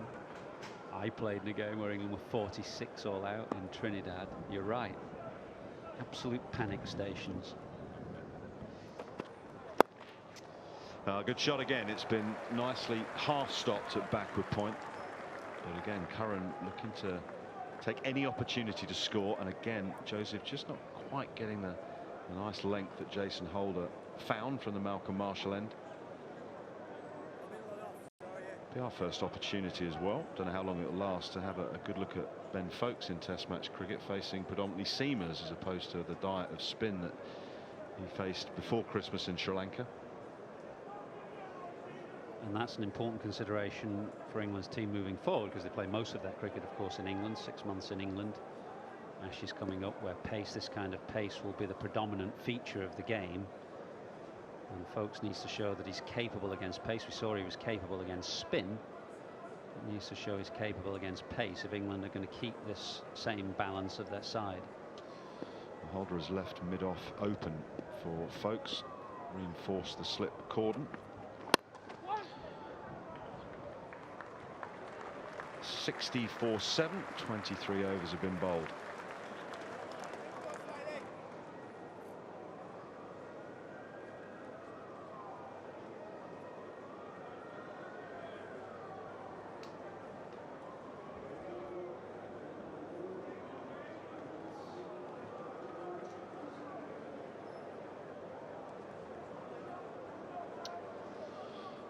And they've all come in a rush.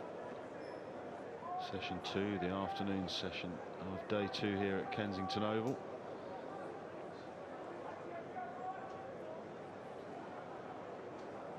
like a boxer pinned against the ropes for 25 or so minutes. Kemar Roach doing the punching.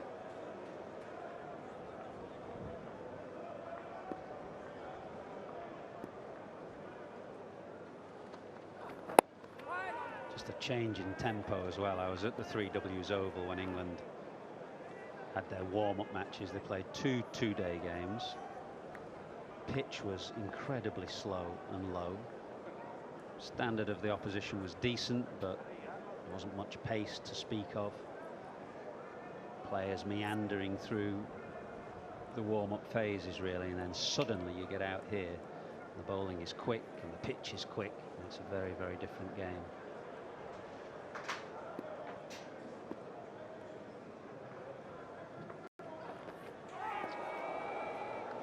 Roach continues to find a little bit of movement as he pitches the ball up. I think both these players are going to try and take any opportunity to score and put the pressure back on Kemar Roach. I think fundamentally that's the right thing to do. I think this will be Roach's last over. Just looking at mid-on, Gabriel is loosening a bit. You're saying to yourself, as if you're a batsman here, Roach is on a bit of a roll. He can't bowl forever. He's bowling quickly and it's hot. Get through this over and you might just see the back of him. I think Roach, you'd want to keep going though, wouldn't you? If you possibly could. He's on a roll. Yeah. Obviously the captain will make that call. Just trying to kind of get into the mind of a batsman out there. Folks and Curran, what I'd be thinking is when a bowler's on that kind of a roll, obviously Curran is the kind of player who'd want to counter-attack, but equally say to yourself, well, let's get through Roach and try and get a change of bowler.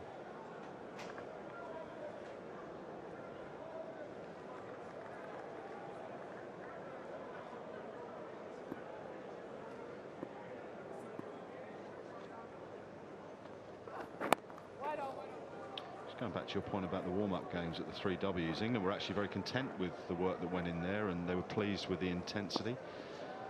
It was far better than the cricket I witnessed in Hamilton ahead of the Test series in New Zealand, which really was like a meandering middle practice. And in fairness, West Indies Cricket Board had offered the game to be first class, and it was England who declined. Nonetheless, they came away. I take your point about the pitch, that they felt they got some decent, intense work done. Yeah, I think Trevor Bayliss was saying he was pleased with his own team's intensity, but the general nature of the game very different to this, clearly.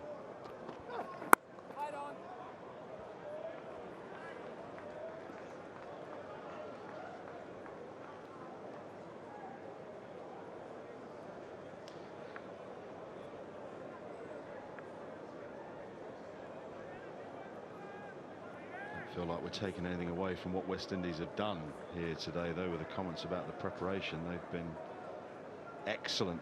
They've read the pitch well with their selection, and the seam bowlers have found the right length.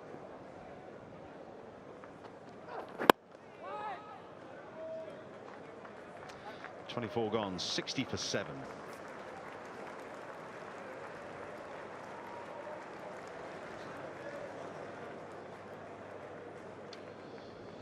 A few high fives going on, or low fives to Kemar Roach as he trudges down the pitch into his fielding position. He looks ever so slightly weary, and he's now wanting something to be run out from the dressing room.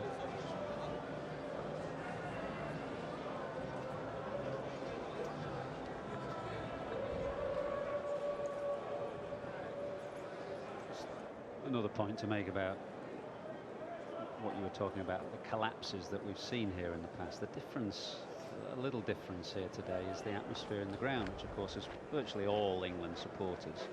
I can remember in that 46 all-out, would have been majority of West Indian fans in the Queen's Park Oval, Trinidad. So that adds another factor as well when they start to get on top. Nicely turned by Curran, who will want two, but wisely decides against coming back for the second. That was loud, wasn't it? Well, that was. Yeah, I remember places like Sabina Park being quite hostile. Queen's Park Oval, the same. It was borderline. Guyana, the same. And, you know, small ground, quite enclosed. When you had a capacity crowd in, wouldn't have been that many, maybe not more than 10,000, but of course would have felt like more just because the ground was so homely and small.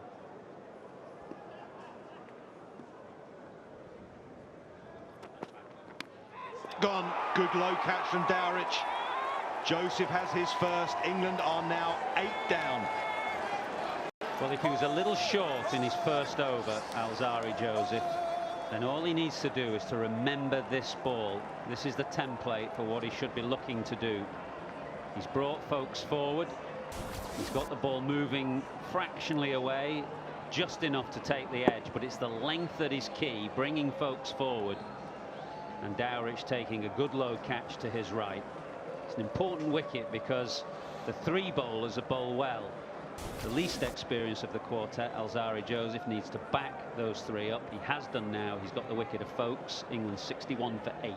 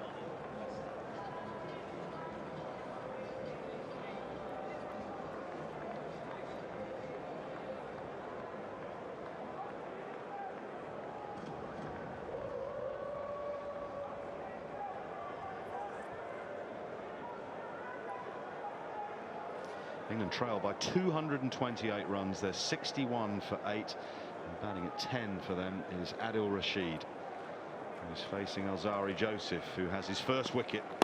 He continues to find just a little bit of swing and certainly a fuller length in this, his second over. It was a good length, a good seam position. We saw a hint of swing in the first over he bowled to Sam Curran, albeit down the leg side. And that line was pretty spot on for Ben Folkes, and a very good low catch from Dowrich, the wicket keeper. And Jason Holder may have to make a decision about the follow-on. Would you enforce it if you were Jason and you had the opportunity? How would you go from here? We're not there yet.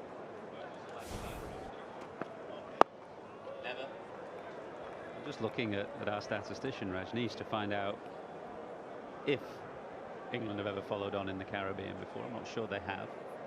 Maybe they could have had the opportunity to, but maybe it haven't been enforced. I'm not sure, but I'm not sure I would enforce it at this stage. So much time left in the game. The feeling is that this pitch will go up and down. Lowest totals, I've seen a few there. 46 was the one I captained in. Port of Spain 1994. 51 at Kingston. I watched that one too. I was there for the Auckland game. Maybe England supporters should put you on a flight home then. Well, I mean, it's not me, you know. It's, if you've watched England at any stage in the last few years in Test cricket, you'll have seen the odd collapse. I was there for the Auckland one as well. That was, there's almost a sense of inevitability about that, the way Bolton Southey had the ball hooping around. Had a little bit of that today with Kemar Roach.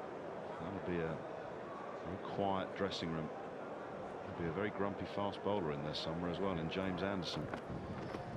Oh, ripper to end the 25th, 61 for 8. Perhaps another reason why not to enforce the follow-on, get Anderson out there, getting more overs in his legs early on. That's a factor, but I think you say to yourself, what's the best way of winning this game? And there are 2 ways of, if indeed they are in a position to enforce the follow-on, there are 2 ways of looking at it. That England are down and out, you get them back in. The other way is that there's so much time left in the game, you build an unassailable lead and then be bowling when the pitch is going up and down. There's a way to go yet before they're in that position, because 200 is the follow-on mark in Test cricket. England are trailing by 228 right now. Well, it looked for all money that Kemar Roach was going to come out of the attack. He called for a drink and maybe even just to pop off to change his shirt. He had a conversation there with Jason Holder. Upshot is that he's back at the end of his mark at the Joel Garner end. And he's going to start his 11th over. Remarkable figures, 10 overs, 6 maidens, 5 for 17. Carnell behind those 28 runs, 29 runs, get them below 200 in terms of trailing. I don't think it'll make much difference. I agree, Michael. I think West Indies will bat again no matter what. Got a third man now, which is being very carefully positioned by West Indies captain.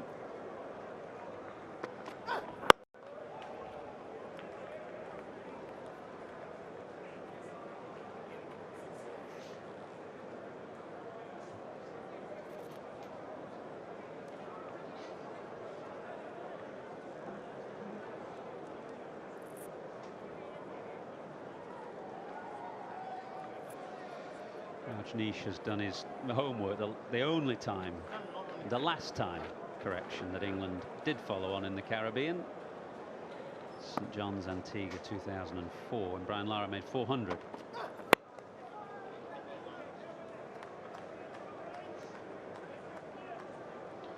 Very different pitch than here. That one at the Wreck. That was a graveyard.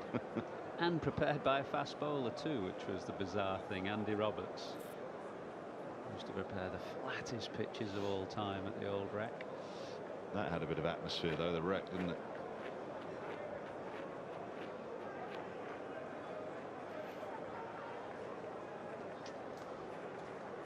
Field changes again. Jason Holder has decided third man is no longer required.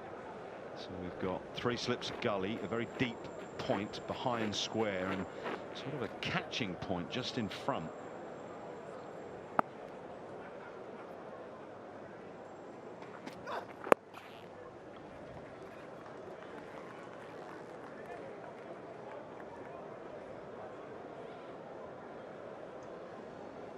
Mentioned that England bat deep, Curran 9, Rashid with 10 first-class hundreds at number 10, but often lower order is coming in when the bowlers are a bit wearier in their second and third spells, perhaps. Not as in the case with Alzari Joseph in his first and Roach just in his second.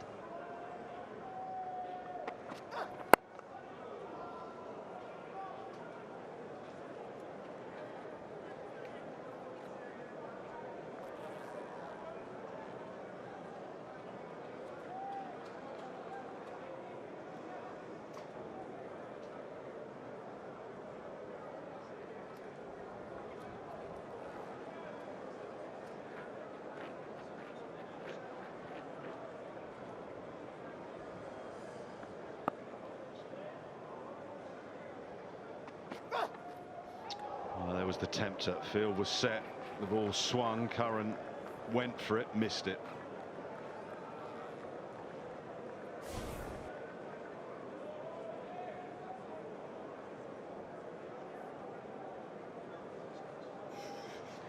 Missed it by a distance.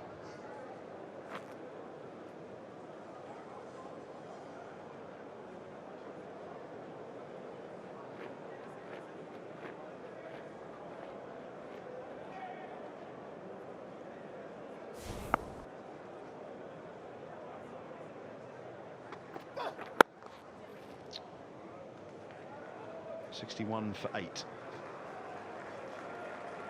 Might be the last one we see from Keemer. I think he's just saying to Jason Holder, that'll do. 11 overs, 7 maidens, a 5 for 17. I think he's just about cooked.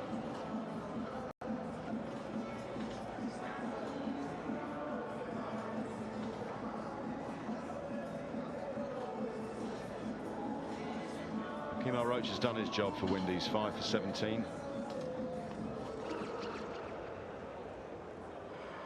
the last 2 wickets will come from somewhere else, certainly in the next half an hour if they fall. Roach will take a little blow. Joseph has only bowled 12 deliveries, about to bowl his 13th. Rashid has flipped that against the swing through straight mid-wicket. He's timed it well enough that it will crawl to the boundary. That is classic Adil Rashid. Not an easy shot to play under any circumstances, especially when Alzarri Joseph, as he is here, is looking to shape the ball away and just finds a little bit of shape or movement in the air. Rashid is so wristy and so strong through mid-wicket.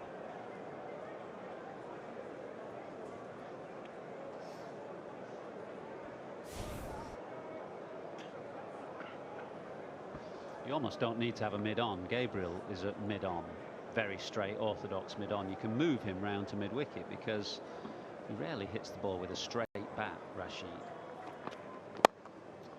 And he fires it through backward point for 4. Back-to-back boundaries for Adil Rashid. A very difficult player to bowl at sometimes when, as Michael Atherton suggesting, the wrists are coming into play and the bat face gets opened.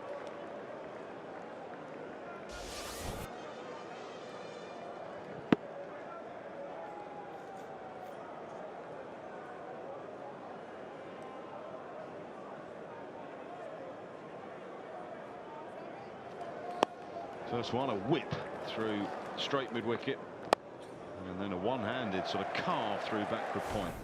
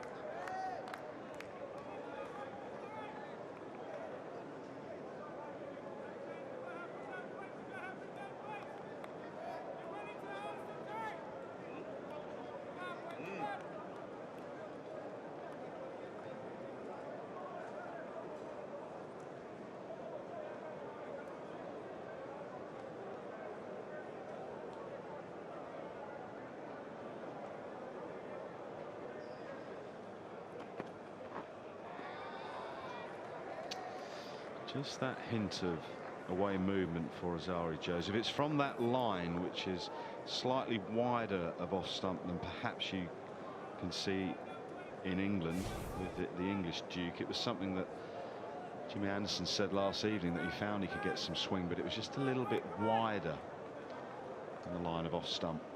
Although Joseph bowls from quite wide on the crease himself, so you'd feel as a right-hander that the ball is angling in and therefore forcing you to play a little.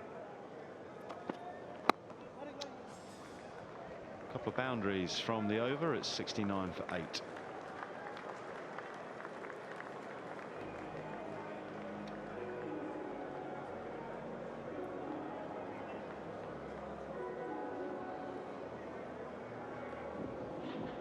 Fell at 23, 35, twice on 44, twice on 48, once on 49, and the last wicket out of Ben Foakes with a score on 61.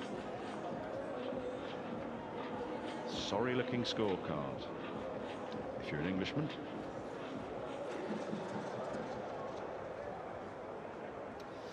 So it is going to be a change at the Joel Garner end. Kemar Roach has decided enough's enough. He needs a breather, so the imposing figure of Shannon Gabriel will replace him, wicketless in his first 5 overs. Started off round the wicket to both the left-handed England openers, and he's going to start round the wicket to the left-handed Sam Curran.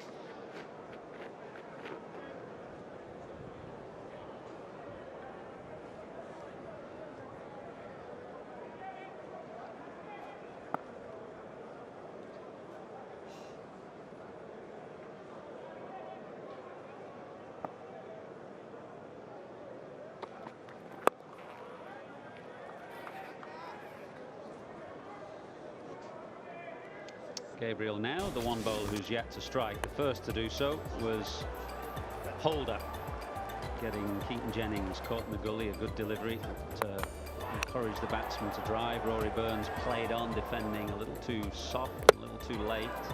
Bairstow the same, although the ball came off his elbow on this occasion. It's a big wicket. Holder again, full of length, getting root in front. LBW, as did Roach. to Stokes, who reviewed to no avail, and this was in the middle of a fine spell of fast bowling from Kemar Roach. Moeen Ali going first ball to an excellent catch from Alzarri Joseph, and Butler getting the good one at the edge to the keeper. That first hour after lunch, England lost 6 for 19 in a little over 10 overs. Last of them to go. Ben Folks, the change of bowling. Alzarri Joseph replacing Jason Holder. And that's the mess England found themselves in. 61 for 8. And that spell from Kemar Roach. 8 overs, 5 maidens, 5 for 13.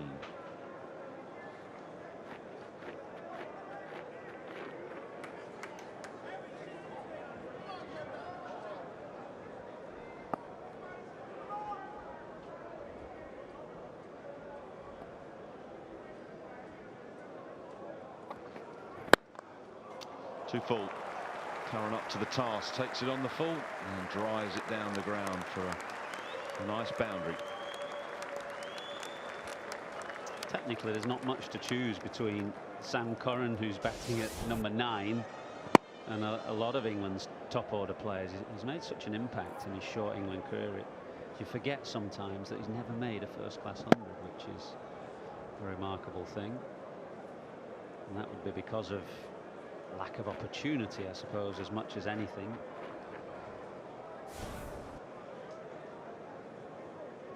Might need a quiet word with our mate Alex Stewart, get himself up the batting order for Surrey.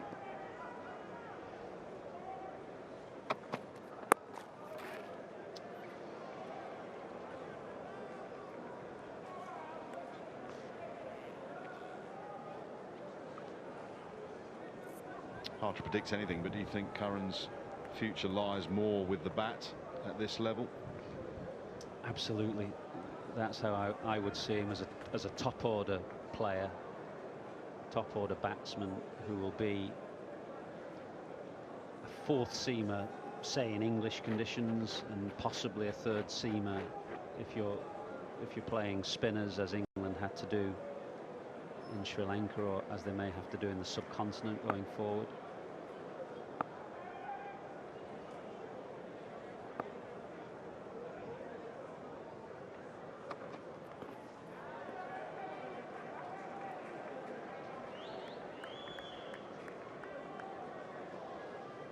Hasn't looked as threatening today, Shannon Gabriel, compared certainly with Kemar Roach and Jason Holder. Just every now and again, the umpire, Chris Gaffney, at that Joel Garner end, is just having a word with him about where his front foot is and also where his back foot is with a return crease. He doesn't quite look comfortable around the wickets of the left-handers.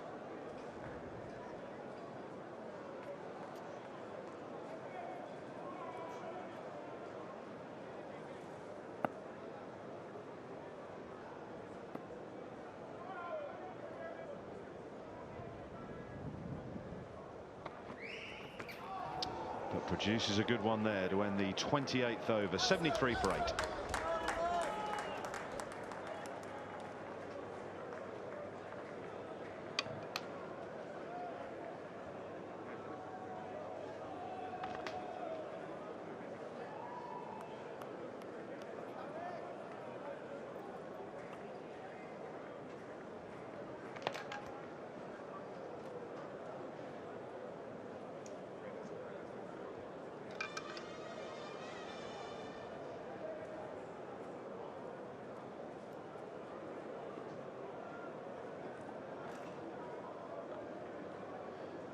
Still behind by 2-1-6 England.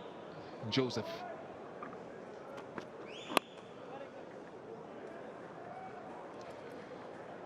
He just needs to find the in-between length to Rashid. It's been maybe slightly too full, or allowed him to sit on the back foot. So if he can just find something in between with that outswing and a wonderful wrist position, he can derive some benefit. Yeah, and the odd bouncer as well. Rashid can get a bit of wafty when it becomes short and hostile. Just work him over at times.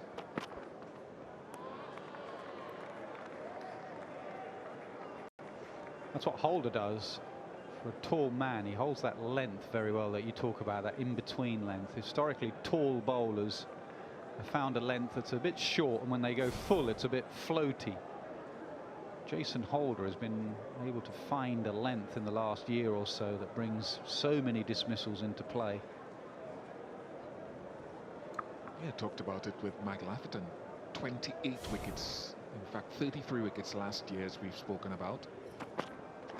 That's the length. That is the length right there. It's not full and it's not too short. Some might argue it could be about 6 inches full or might have hit the top of off. No, you're spot on about the length. In between. Some people, the tall bowlers, have a natural length, and he just has to go that bit fuller. That was perfect. It's a beauty. Missed it by a long way, Rashid. Yeah, Holder, 20 of his 33 wickets last year, LBW or bowled for a tall man. Bowls a full length. Used the crease there as well, Joseph. Jumped out wide.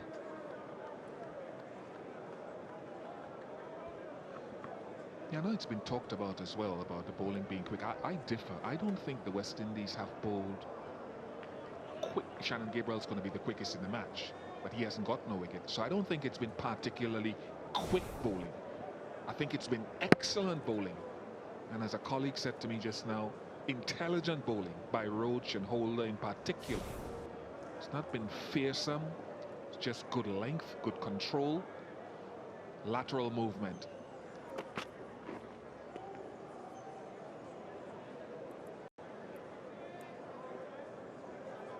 To your point,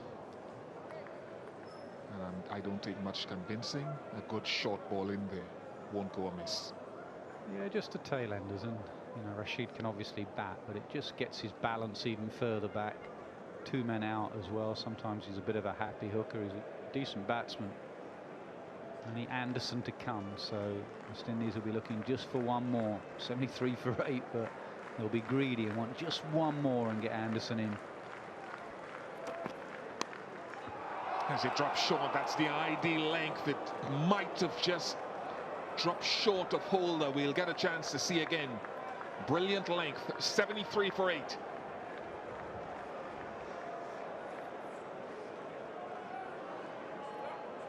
Tall man, Jason Holder. Easy going down low. Did it fall just short of him? Ooh. Had to dive forward and get his fingers underneath. Long way down for Holder.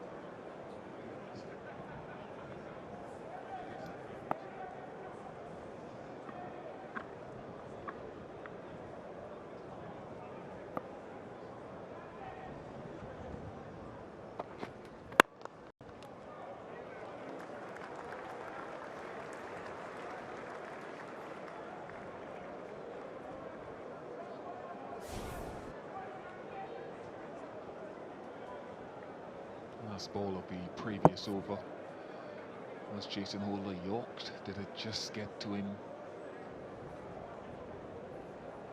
The bottom of the arc. Couldn't grasp it. He's been a very good catcher at slip as well in the last couple of seasons.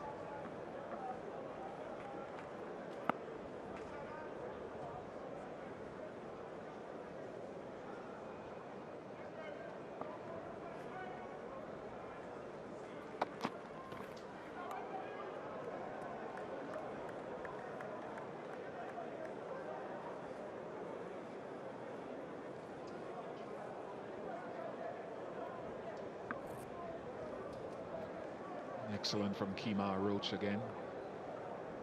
He got 5 for 8 in 5 overs against Bangladesh up at where was it? Antigua.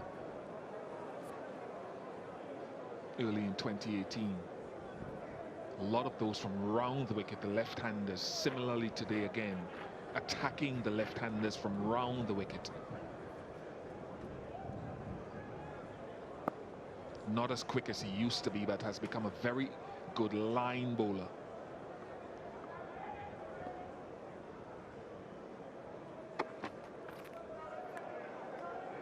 Yeah, he had great rhythm as well.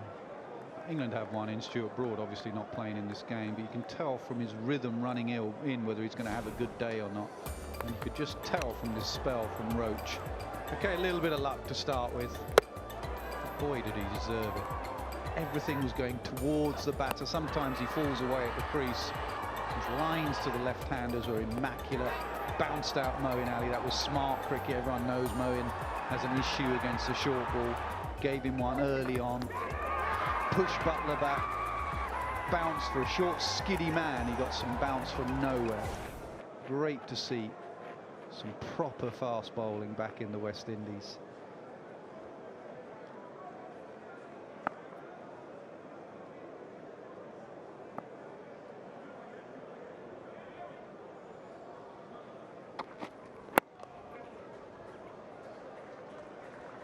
He was available for a test match in India last year, the second test match after missing the first because of the misfortune of passing of a family member, and he wasn't selected on a greenish pitch in Hyderabad. Didn't understand that then. Kemar Roach available, not selected.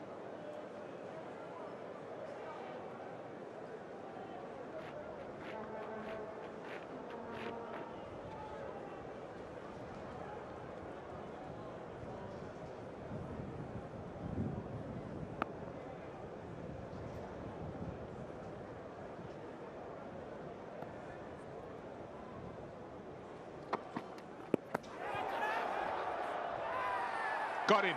Finger goes up. Hostile bowling. Another short ball on the end of a barrage from Shannon Gabriel. Too much for Sam Curran. Well, we were talking about it. The use of the short ball. Just going to check both the front foot and the back foot of Shannon Gabriel. Gabriel, when he's round the wicket, gets very wide. And they're just going to check whether he cut that return crease.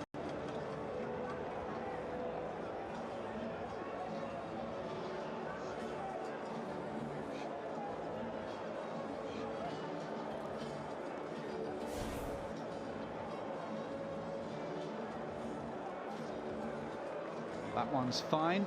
Yeah, we'll just want to check the back foot now and where it was on that crease. That's absolutely fine.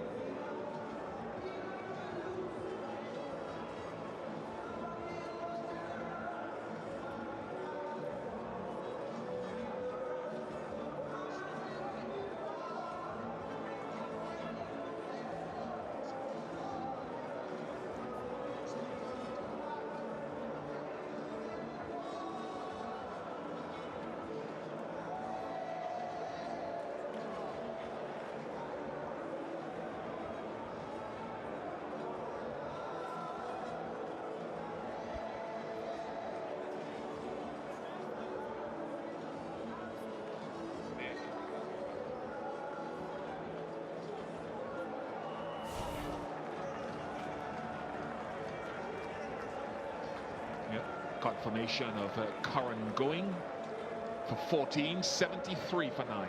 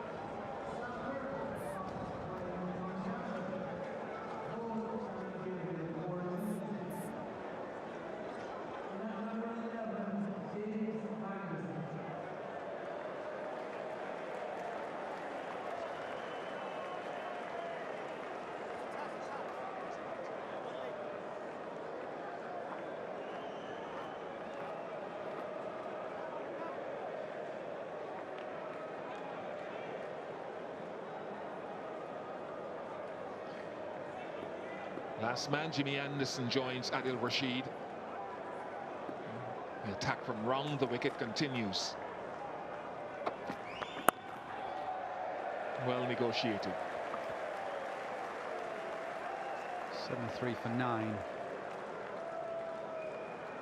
Roach didn't use too many short balls. Bounced Moeen Ali out. Gabriel spot on with his short ball. There's a left-hander coming in at that right ear. He didn't know whether to duck or fend. Couldn't get his gloves out the way. And once they checked the no ball for the back foot, Curran knew he had to depart. That is West Indian bowling, fast bowling of old. That we've seen that over the years.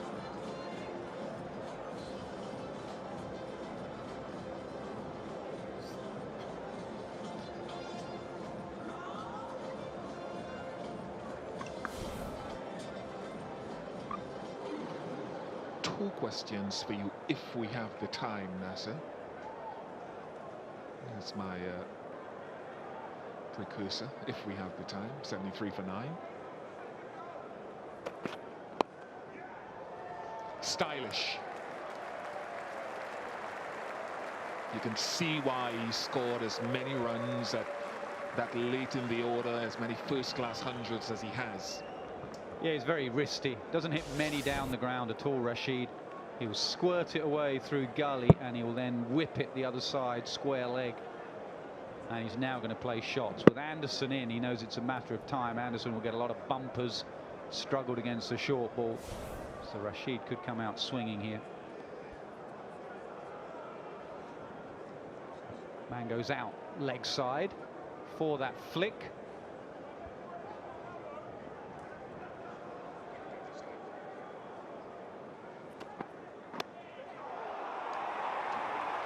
Gone. We'll have to come back to your question later on. 2 wickets for Alzari Joseph on his return, and England's 4th lowest total versus the West Indies. And an excellent performance from Holder, from Roach in particular, from Joseph and Shannon Gabriel. They trail by 212. Yeah, catching practice in the end, just fending it. A very easy chance. He ain't dropping that bucket hands Holder. And England bowled out for a paltry 77. There is the option of the follow-on for the West Indies. I reckon that'll be T now. We're just going to confirm whether that is T. It is T. And the West Indies and their captain will be letting England know if they're going to bowl again or if they're going to have a bat. Most sides nowadays don't enforce the follow-on. We shall let you know when we find out. One thing's for certain, Kemar Roach on his home ground has been sensational. Well, that was going to be one of my questions to you. Should they enforce the follow-on? No, one-word answer. I wouldn't. I'd bat again. Okay, lowest total by any team on this ground.